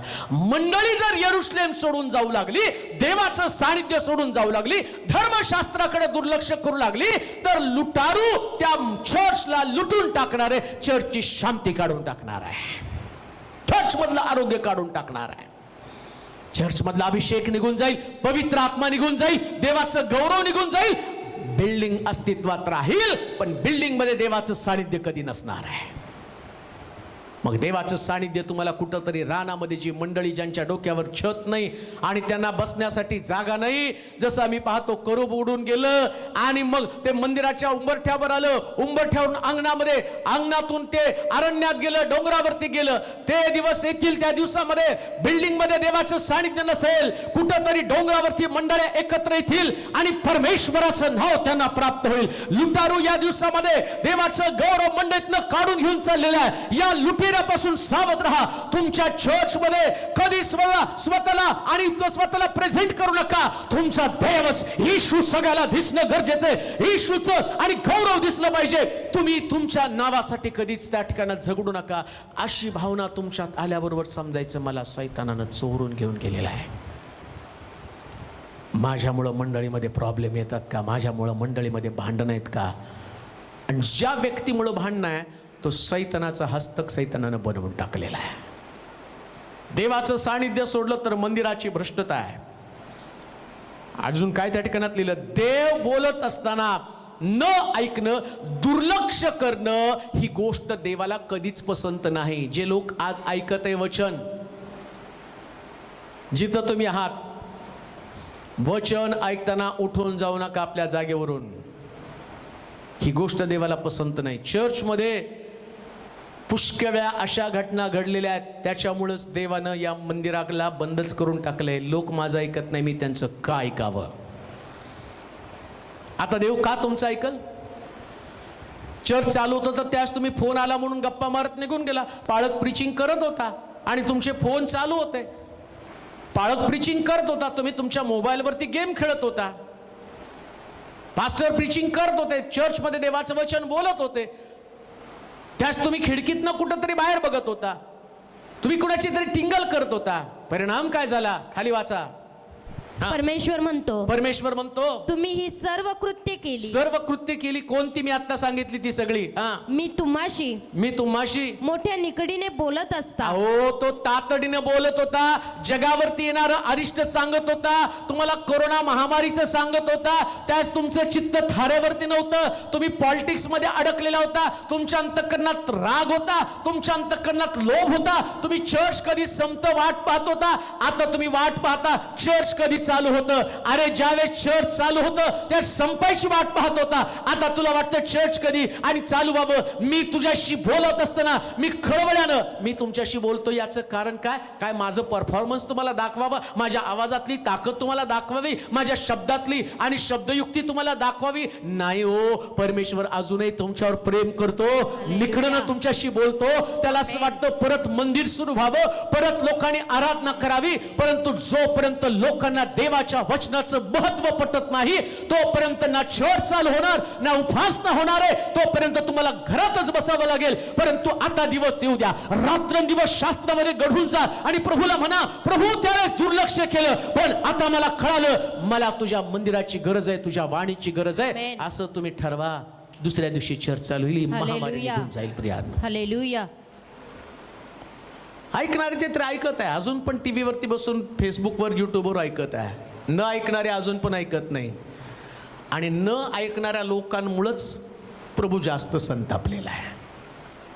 यरुशलेम सोडून जाणाऱ्या लोकांची अवस्था. पुढे वाचा.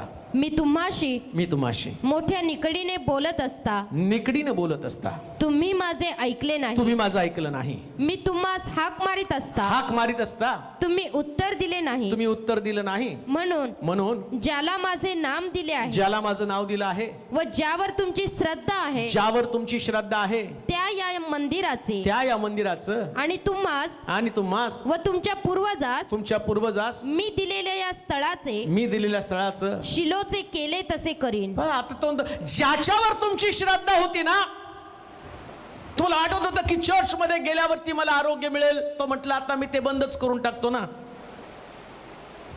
तुमची श्रद्धा, जो तुमचा विश्वास होता ना. लोक म्हणतात काय सरकारचं ऐकायचं? सरकारला पण बदलणारा देवच आहे. राजाचं मन पाटाच्या पाण्याप्रमाणे वाहायला लावणारा देव आहे. तुम्ही म्हणता एवढे उपवास केले, पुष्कळ लोक म्हणतात किती उपवास केले, आता कधी चर्च चालू होणार आहे? एवढ्यात होईल तुम्हाला काय वाटतं का? अहो रोज नवीन तारीख येईल, रोज नवीन तारीख येईल. नाही होणार. महत्व तर पटलं पाहिजे ना. काय दिवे लावले तुम्ही 2020 पर्यंत, काय दिवे लागले, सगळं रेकॉर्डच प्रभूकडे आहे. कशा पद्धतीने तुम्ही त्याच्या मंदिरात वर्तन केलं. तो म्हणतो मी बोलत होतो, मी नाव घेऊन, काय लिहिलं? मी तुझं नाव घेऊन. मी तुम्हाशी मोठ्या निकडीने बोलत असता तुम्ही माझे ऐकले नाही. मी तुम्हास हाक मारित असता. नाव घेऊन हाक मारत होता एकेका व्यक्तीला. तुम्ही म्हणता या रविवारी मी चर्चला येणार नाही, त्याच देव नाव घेऊन बोलत होता. अरे घरामध्ये बसण्याच्या ऐवजी चर्च मध्ये जा.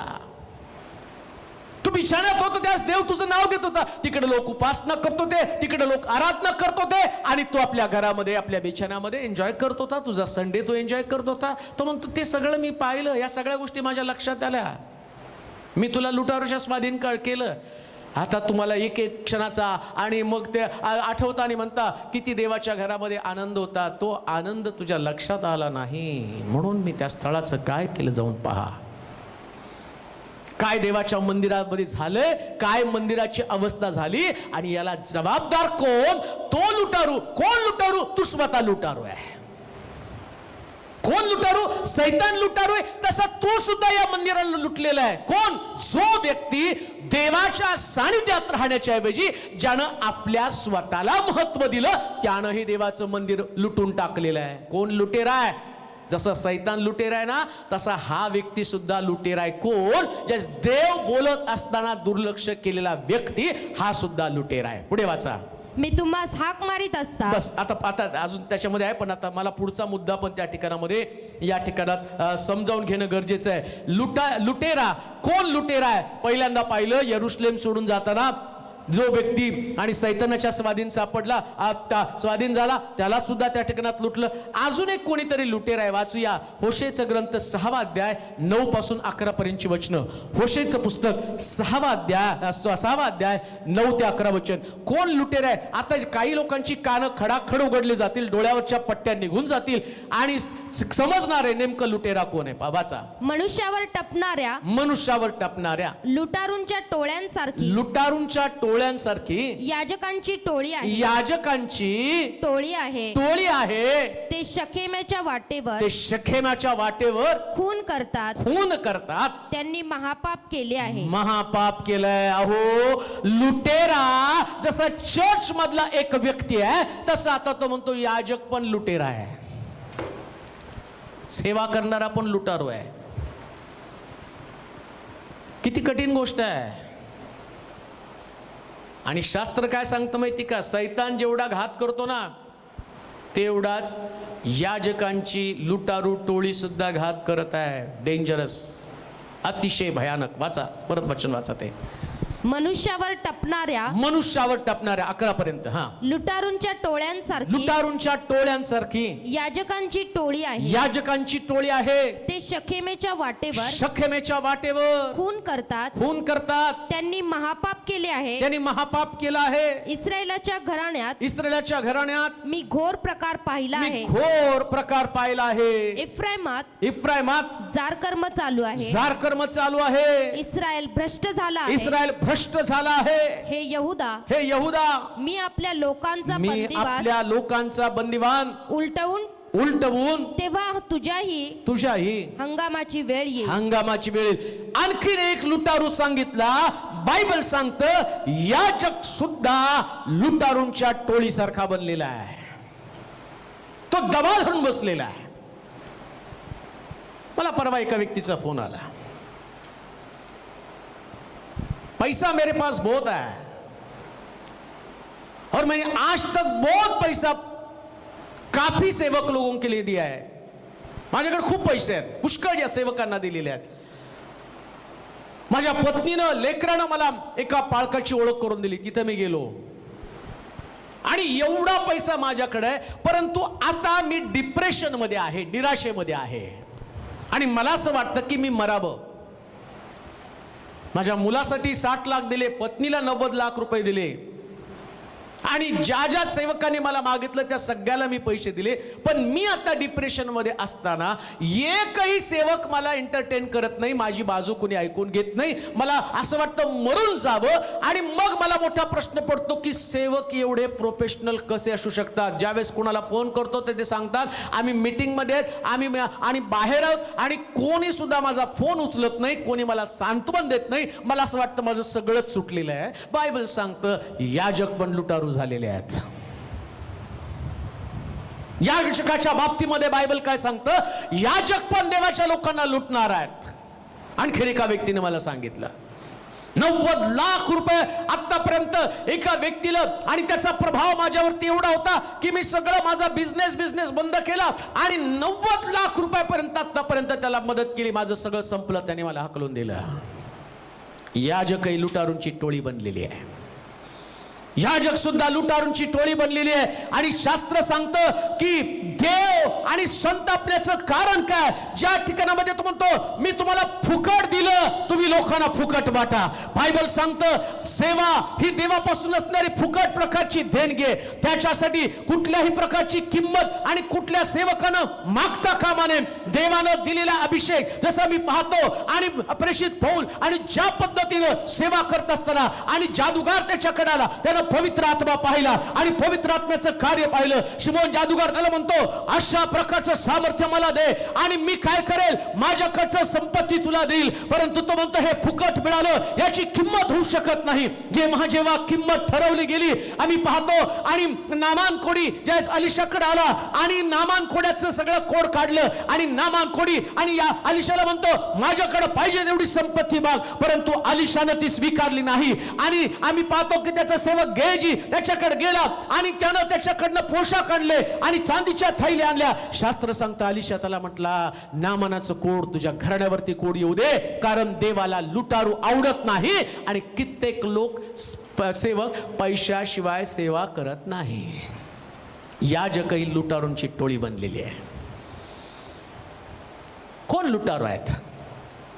काय पैशाशिवाय तुम्ही प्रार्थना करत नाही? तुमच्या प्रार्थना तुम्ही विक्रीस तर काढलेल्या नाहीत. तुमच्या प्रार्थनेचा मोबदला जर तुम्ही मागत आहात, नो डाऊट तुम्हाला गरज आहे, पण बायबल सांगतं तो तुमची गरज त्याच्या संपत्त्यानुरूप पूर्ण करेल. लोकांची संपत्ती नाही. देव त्याच्या सेवकाला अद्भुत रीतीनं पाठवायचं तिथून पाठवतो. तुमची जी गरज आहे, जसं एलियाला कावळा पाठवून त्यानं पूर्ण केली गरज, विधवेच्या घरी पाठवलं, विधवेनं त्याला भाकर दिली, तिला एलियानं आशीर्वाद दिला. तसं देव गरीब व्यक्तीला त्याच्यासाठी तुम्ही प्रार्थना कराल, देव त्याला धनवान करेल, तो तुमच्या मंडळीचा सभासद बनेल, देव तुमची गरज पूर्ण करेल. पण याजकासारखं लुटारूसारखं याजकानं कधी बनता कामा नये. सेवा याच्यामध्ये तुमच्याकडे त्याग असला पाहिजे त्याच्यासाठी. आणि प्रार्थना करा, कधी सुद्धा त्यांच्या समोर हात पसरू नका. माफ करा, मला क्षमा करा. पुष्कळ लोक मला सुद्धा विचारतात मीटिंगसाठी तुमचं काय अपेक्षा आहे. मी नेहमी लोकांना सांगतो आणि मी तुम्हाला नंबर देईल, फोन करून विचारा. मी देवाचं वचन विकत नाही. हालेलुया. मी देवाच्या वचनाची किंमत तुम्ही ठरवू शकत नाही. माझी मंडळी मला पुरून उरण्या इतकी मंडळी आहे माझी मंडळी, आणि भरपूर मला देते. त्यामुळं तुमच्या पैशाची मला गरज नाही. फक्त ज्याला वचन ऐकायचं त्यानं लोकांना एकत्र करावं, मी तिथे येतो. ही माझी अजूनपर्यंतची साक्ष आहे. का? कारण माझा देव मला लुटारू बनवू देत नाही. लुटारू बनवू नका. हालेलुया. याजक सुद्धा लुटारू बनलेले आहेत. वाचा ते वचन परत. मनुष्यांवर टपणाऱ्या याजक एखादा श्रीमंत व्यक्ती दिसला की त्याच्यावर टपून ते बसत आहे. त्याला कसं जाळ्यामध्ये अडकावं, याचा पैसा माझा कसा पैसा होईल, याला कसं लुटावं, कसे पैसे काढता येईल. नाही हो, देवानं जर त्याच्या अंतःकरणात काम केलं ना तर मोठ्या प्रमाणात कार्य होईल. हालेलुया. कोलगेट ब्रदरच्या अंतःकरणात देवानं काम केलं असं म्हणतात. 90% ते चर्चला जातात. कोणतं चर्च आहे माहित नाही, पण त्या व्यक्तीसाठी एका याजकानं प्रार्थना केली, देवानं त्याला समृद्ध केलं. तसं देव तुम्हाला वाढवण्यासाठी पहिल्यांदा तुमची मंडळी समृद्ध करतो आणि देव तुम्हाला समृद्ध करतो. एक काळ मी ज्या अवस्थेमध्ये होतो, मला आणि माझ्याकडे स्वतःचे आणि कपड्यासाठी चांगले कपडे पण नसायचे आणि जुने कपडे मी वापरत होतो. पण माझ्याकडे का? कारण माझ्या मंडळीमध्ये गरीब लोक होते. परंतु जसं या मंडळी बरोबर मी प्रार्थना करू लागलो, देवानं एवढी मंडळी समृद्ध केली, मला पण त्यानं समृद्ध केलं. कारण माझा देव घेणारा देव नाही, माझा देव देणारा देव आहे. आणि म्हणून लक्षात घ्या, याजकांनो, देवाची सेवा करत असताना एखाद्या लुटारू प्रमाणे सेवा करू नका, सेवकाप्रमाणे सेवा करा. प्रभू येशू ख्रिस्त ज्या पद्धतीने सेवा करत होता तशी सेवा. मग तुम्ही म्हणाल काही लोकांकडनं घ्यायचं नाही का? ओ, घ्यायचं. येशू ख्रिस्तानं आलाबस्त्र कुपी तिथं टाकली पण मागितली नाही. त्या स्त्रीनं स्वतः आणून त्याच्या चरणावरती ओतली. देव लोकांच्या अंतःकरणात काम करतो आणि जगातलं सर्वोत्तम ते देवाच्या भांडारामध्ये तो लोकांच्या माध्यमातून देव तुम्हाला देतो. पण कोणा व्यक्तीवरती दबा धरून बसू नका. चांगले लोक तुमच्या चर्चमध्ये यावेत, पण ते गरीब होता कामा नये. तुमच्या चर्चमध्ये आल्यावर ते समृद्ध व्हायला पाहिजे. ही साक्ष तुमच्या चर्च असली पाहिजे. एक मनुष्य यरुशलेम. आता अजून एक गोष्ट तुम्हाला सांगतो. प्रॉब्लेम काय मग? याचं कारण एकच आहे, देवाचं सानिध्य सोडलं, सापडला कुठं? मग तुम्ही पण तुमच्या चर्चमध्ये पटलं नाही, मग तुम्ही म्हणता चला आता दुसरीकडे जाऊ. दुसरीकडे कुठं नाही लुटारूच्या हाती सापडणार आहे. लुटारू गोड गोड बोलेल, तुमचं सगळं लुटून ठेवेल आणि एकदा तुम्हाला हताश. मला वाटतं अजून एकच वचन वाचा. खरं तर बऱ्याच गोष्टी आहेत, परंतु ओबद्याचं पुस्तक 5वा अध्याय 6 वचन. ओबद्याचं पुस्तक 5वा अध्याय आणि त्याचं 6 वचन. ओबद्या 5:6. तुझवर चोर आले, तुझवर चोर आले, रात्री लुटारू आले, रात्री लुटारू आले, तर त्यास हवे तेवढेच ते घेतील, हवे तेवढेच ते घेतील. नाही काय? नाही काय? द्राक्षे खुडणारे, द्राक्षी खुडणारे तुझकडे आले, तुझकडे आलं, तर ते सर्व नाही का ठेवणार? सर्व नाही का ठेवणार? पण तुझी तर किती नासाडी झाली आहे. तुझी तर किती नासाडी झाली आहे. तो चोर जर आला ना, जे त्याला पाहिजे ते घेणार आणि तुझी मात्र काय. यरुशलेम सोडली, लुटारूच्या हाती सापडलं. लुटारू काय करतो माहिती का? जेवढं त्याला पाहिजे तेवढं घेतो. आता तुमच्या घरामध्ये सोनं असल्यावर तो तुमची सिलेंडरची टाकी कशाला घेऊन जाईल? तुमच्या घरामध्ये जर पैसा अडका असेल तर तुमची ज्वारी, बाजरी, गहू, तांदूळ कशाला घेऊन जाईल? पण जाताना डबे तर उद्ध्वस्त करेल ना. ज्वारीच्या डब्यात एका, पिठाच्या डब्यात एका, तेलाच्या डब्यात एका, कपड्यामध्ये एका, सगळं काढून अस्ताव्यस्त करून जाईल. आणि गेल्यावर तुम्हाला कळेल, तुम्हाला सोनं नेल्याचं दुःख पण होईल, पण त्याच्यापेक्षा जास्त नासाडी झाल्याचं दुःख होईल. मग लुटारूच्या हाती सापडता तरी कशाला? देवाच्या मंदिरात तसंच टिकून राहा. का? जे मौल्यवान प्रभूनं तुमच्यामध्ये ठेवलेले ना, ते टिकून राहावं. संरक्षण प्रभू तुम्हाला देणार आहे. सेवा, तुमचं कॉलिंग, जे तुमचं पाचारण, जे तुमचं समर्पण, ज्याच्यासाठी प्रभूने तुम्हाला बोलावलेलं असेल आणि ज्याच्यासाठी जे मंदिरामध्ये तुम्ही काम करत आहात, तिथं सैतान काय करतो? आणि एखादा वादक असेल, त्या वादकाच्या डोक्यामध्ये घालतो आणि तो म्हणतो इथं तुझी सेवेची योग्यता नाही, आणि तो म्हणतो चल दुसरीकडे. आणि मग काय होतं? त्या ठिकाणामध्ये गोड गोड बोलून तुम्हाला तुमच्या मंदिरातनं बाहेर काढतील. परंतु ज्यावेळेस तुम्ही तिथं जाल, तिथं पण एक वादक आहे आणि तिथं तुमच्यावरती कोणती जबाबदारी नसणार आहे. तुम्हाला गोड गोड बोलून मंदिरामध्ये आणतील आणि मग मंदिरात एका कोपऱ्यात तुम्हाला बसावं लागेल आणि त्या ठिकाणी तुमची सेवा गेली. एक काळ तुमच्याकडे तुम्ही वाजवत होता, लोक नाचत होते, परंतु आता या असणाऱ्या लुटारूनं आणि काय केलं? त्या गोड शब्दानं तुम्हाला भुलवलं, तुमच्या घरामध्ये प्रवेश केला, तुमच्या आत्मिक जीवनामध्ये प्रवेश केला आणि न कळत तुमच्यातला अभिषेक त्यानं चोरला आणि जे तुमच्यामधलं गुप्त आहे ते त्यानं तुमच्यातनं काढून टाकलं आणि शेवटी एका कोपऱ्यात बसून जसं शमशोन दळण कांडण करत बसला. बायबल सांगतं त्याची शक्ती गेली, आंधळा झाला, डोळे गेले, अभिषेक गेला. आता शमशोन मरणाची वाट पाहत होता.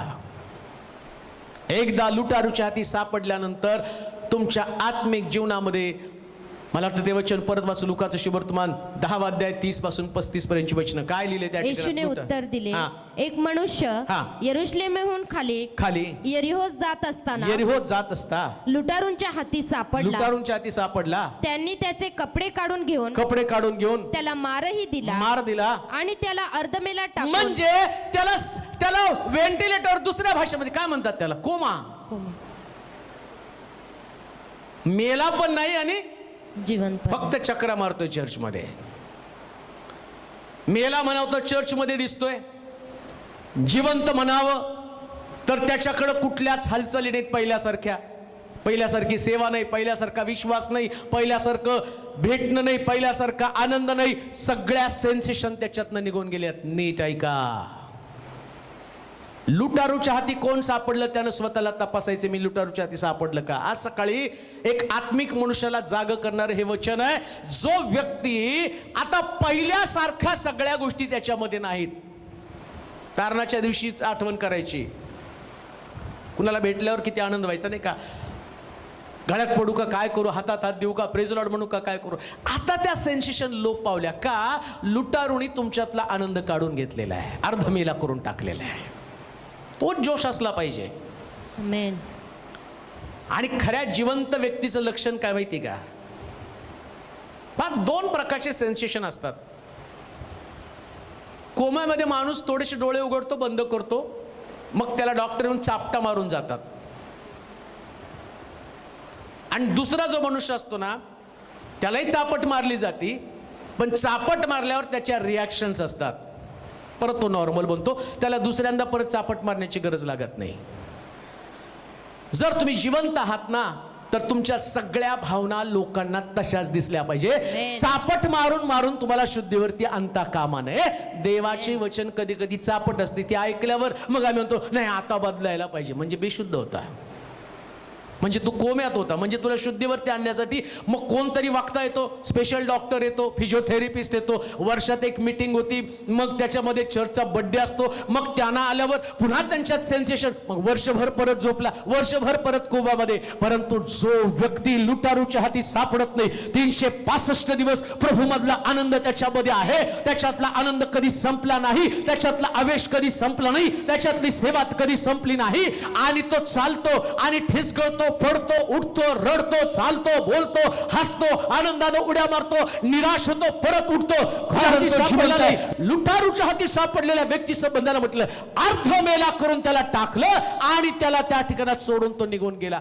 तुम्ही अर्ध मेले असाल तर तुम्ही लुटारूच्या हाती सापडलेला आहे. आज सकाळी उत्तेजित व्हा, या भावना तुमच्यातनं काढा, जाग व्हा, निराश होऊ नका, मरणासन्न अवस्थेमधनं बाहेर या. बायबल सांगतं या चांगल्या शंभराने त्याला उचललं, त्याच्या जखमेवरती द्राक्षरस लावला, तेल लावलं, उतार शाळेमध्ये त्याला नेलं. कान देऊ नये का? मला तुम्हाला सांगू द्या, तुमच्यावरती प्रेम करणारी अशी एक व्यक्तीची गरज आहे. आज सकाळी या लुटारूपेक्षा एक चांगला व्यक्ती तुम्हाला बनायचं. चांगला शंभरडी बना. जो अर्धमेला व्यक्ती आहे त्याला जाऊन आणि जिंका, त्याला परत देवाच्या मंदिरामध्ये घेऊन या, कारण तिथं काळजी घेतली जाईल, पुन्हा त्याला जाग केलं जाईल. आणि जो व्यक्ती आणून ठेवतो आणि शास्त्र सांगतं आणि परत आल्यावर मी तो म्हटलं मी तुला आणि आता जाताना 2 टोल्या दिल्या, तो म्हटला परत आल्यावर आणि जेवढा खर्च करशील त्याच्यापेक्षा अधिक मी तुला देईल. कान देऊ नये का? तुम्हाला आणि मला प्रभू येशू ख्रिस्तानं ज्या ठिकाणामध्ये आणून ठेवलेलं आहे, आता तुम्ही आणि मी जे या उतार शाळेमधले लोक आहोत, या लोकांना तुम्हाला जाग करायचं, कारण ज्यास तो ढगावरती बसून परत येईल आणि त्याच्या श्रमाचं प्रतिफळ तुम्हाला देणार आहे. लुटारू तुम्हाला लुटणार आहे, परंतु लक्षात ठेवा तुम्ही पण लुटारू बनू नका आणि तुम्ही स्वतः कोणाच्या हाती सापडू नका. एक लुटेरा सैतान आहे, एक लुटेरा विश्वासणारा आहे, एक लुटेरा याजक आहे.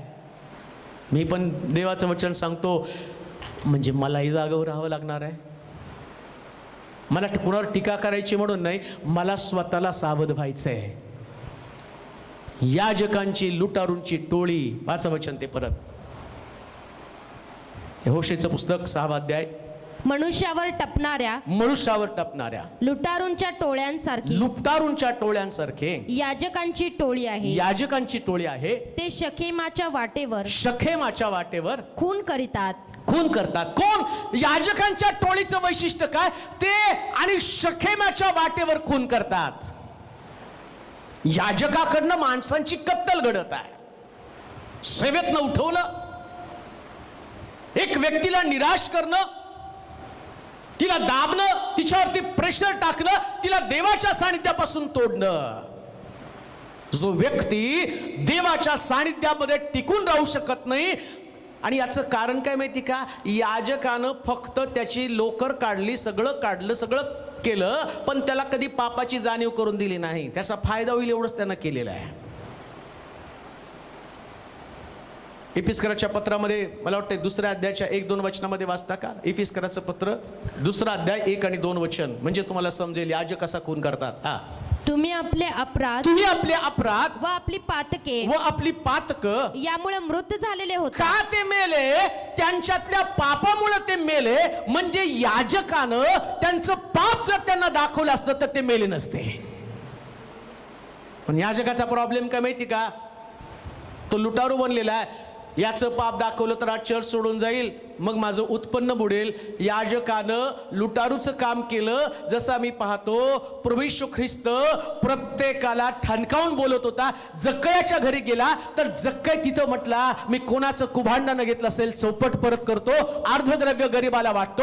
जक्कयाचं परिवर्तन येशूच्या शब्दानं झालं. त्यानं असं पण सांगितलं, श्रीमंत लोकांना पाहिल्यावर त्यानं म्हटलं सुंटाला सुईच्या नाकात न जाता येईल, पण श्रीमंताचा प्रवेश देवाच्या राज्यामध्ये होणं कठीण आहे. त्यानं श्रीमंताला अशाच पद्धतीने ताळ्यावरती आणलं. परंतु याजक लोक श्रीमंत आणि गरीब यांच्यामध्ये, गरीबाला पुष्कळ बोलतील, पण श्रीमंत व्यक्तीला पाप दाखवताना त्यांच्यामध्ये एक प्रकारची भीती राहते. परंतु आम्ही पाहतो योहान जो आहे त्यानं राजाला सुद्धा सांगितलं, राजा आपल्या भावाची पत्नी तू घरी आणलीस, सगळ्यात मोठं पाप केलं आणि त्याचा परिणाम आता देव तुला सोडणार नाही. नाथान संदेष्टा दाविदाच्या घरी जाऊन सांगतो, तू व्यभिचार केला, आता तलवार तुझं घर सोडणार नाही.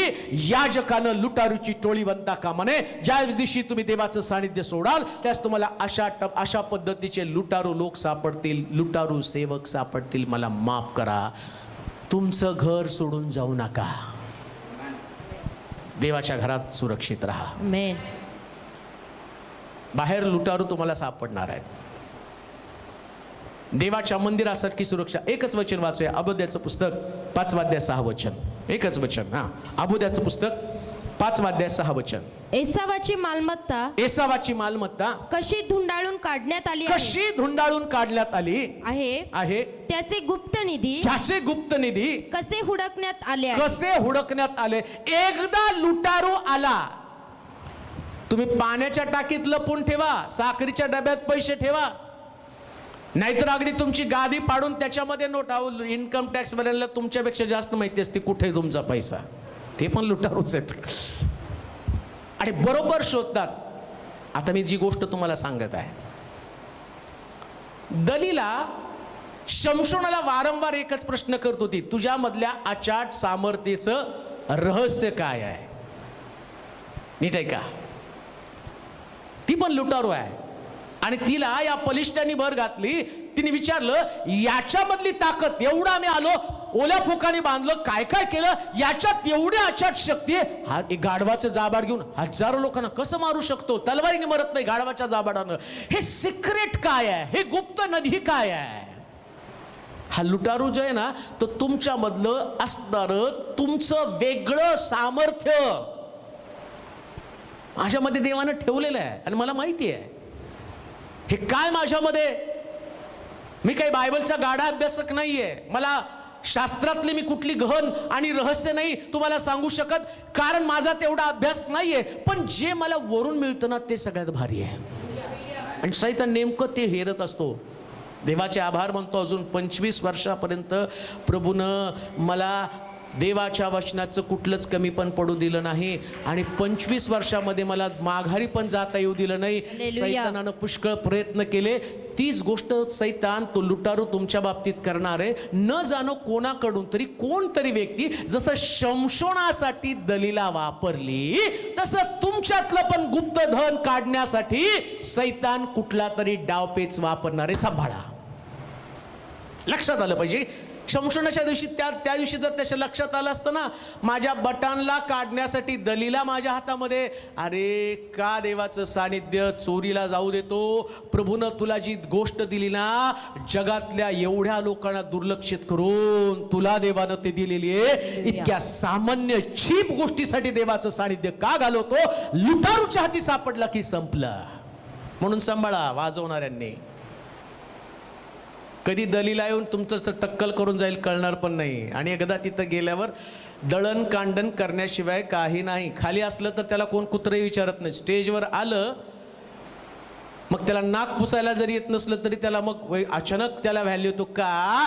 कारण लुटारूला बरोबर लुटायचं असतं आणि तो लुटतो आणि तिथं लुटल्यानंतर मग बाहेर तुम्हाला कवडीची सुद्धा किंमत नसते. का? तुमच्यातला गुप्त निधी त्यानं काढून टाकलेला आहे.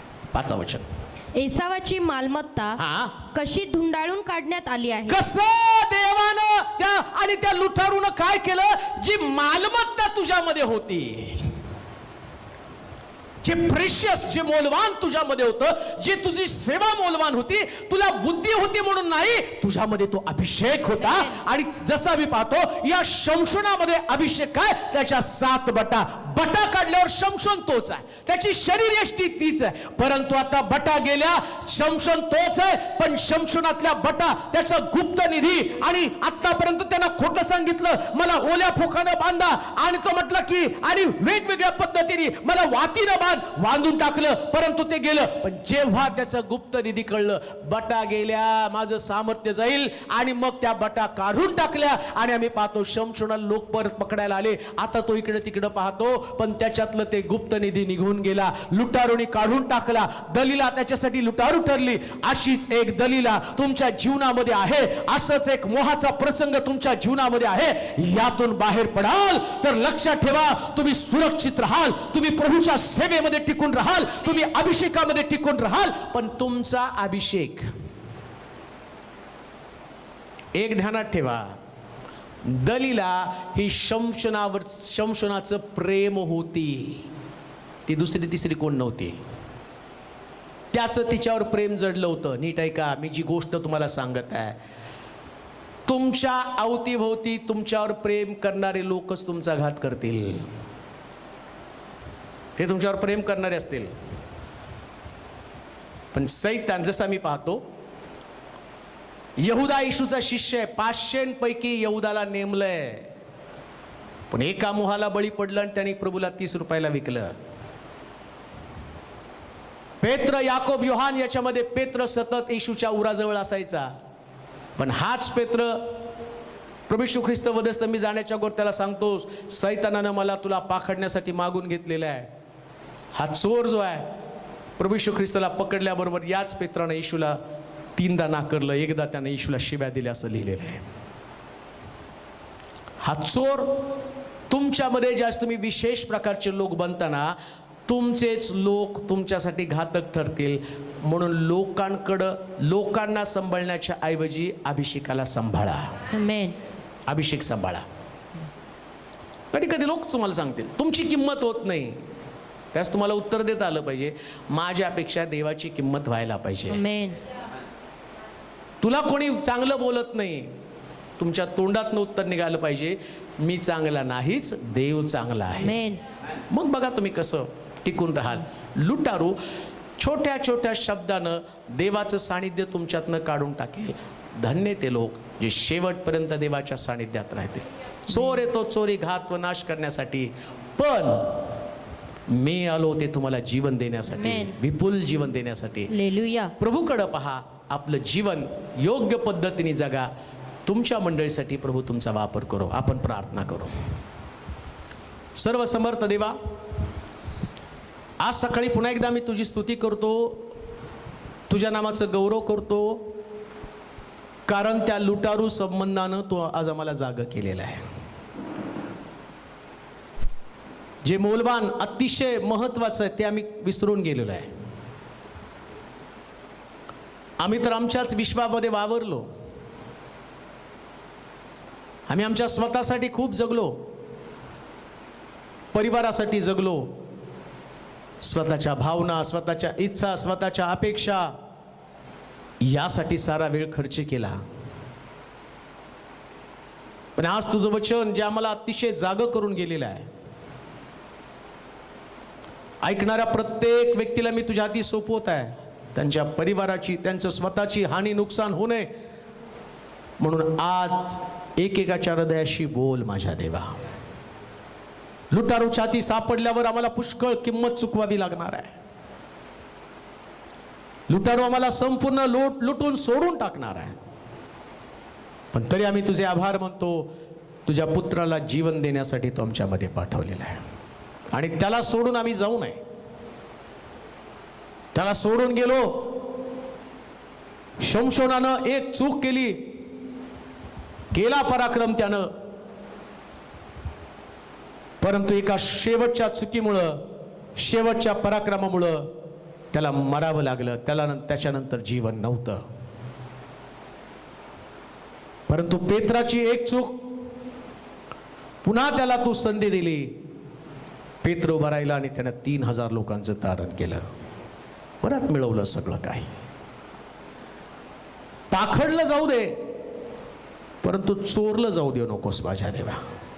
परीक्षा होऊ दे, आणि या परीक्षेमध्ये तुझ्या लोकांना टिकून राहण्यासाठी तुझ्या आत्म्याचं मार्गदर्शन दे. सेवक म्हणून मी स्वतः तुझ्या हातामध्ये पडत आहो. कधी सेवा विकली जाऊ देऊ नकोस. मी स्वतःला सांभाळत आहे. तसे अनेक सेवक आज तुझं वचन ऐकत आहे प्रभूजी, त्यांनी पण सेवा विकू नये. ख्रिस्तानं तर स्वतःला वधस्तंभावर दिलं, रक्ताचा थेंब ना थेंब मानवजातीसाठी दिला. सेवक म्हणून अनेक लोकांमध्ये याच प्रकारच्या भावना निर्माण कर. रक्ताचा थेंब ना थेंब प्रभूसारखा मी लोकांसाठी खर्ची करावी. ज्या लोकांनी अजूनही तुझं वचन ऐकून दुर्लक्ष केलं त्यांना समजू दे. 6 महिने लोक त्या गोष्टीची वाट पाहते की प्रभू कधी मंदिर उघडेल. आम्हाला क्षमा कर, ज्यास तू बोलत होता, कळकळीने बोलत होता, त्याचं मी दुर्लक्ष केलं. आता मी एवढी कळकळीने प्रार्थना करते, तू ऐकत नाही. आता ते समजत आहे आम्हाला, तू 2020 वर्ष एवढ्याच कळकळीने आमच्याशी बोलला ख्रिस्ताच्या द्वारे. 6 महिन्यात आम्ही हतबल झालो, थकून गेलो. आम्ही म्हणतो कधी तुझं मंदिर उघडणार आहे, परंतु तू 2020 वर्ष आमची वाट पाहिलीस. प्रभू क्षमा कर. जे जे लोक तुझं वचन आज ऐकतील त्यांनी अशा असंख्य लोकांपर्यंत हे वचन पाठवू दे, ज्याच्यानं पश्चातापाची एक मोठी लाट उसळावी. महाराष्ट्र, भारत सगळीकडे लोकांनी पश्चाताप करावा आणि पुन्हा जसं निनवेचे लोक रडत होते, रात्रंदिवस उपवास केले त्यांनी, तसं प्रत्येक व्यक्तीच्या अंतःकरणात भावना निर्माण होऊ दे. आणि प्रभू तुझं मंदिर उघडलं जाण्यासाठी पूरक वातावरण तयार कर. तुला गौरव देतो, तुझी स्तुती करत तुला महिमा देत, येशूच्या नावात ही प्रार्थना विनवणी केली म्हणून तो ऐक. आमेन.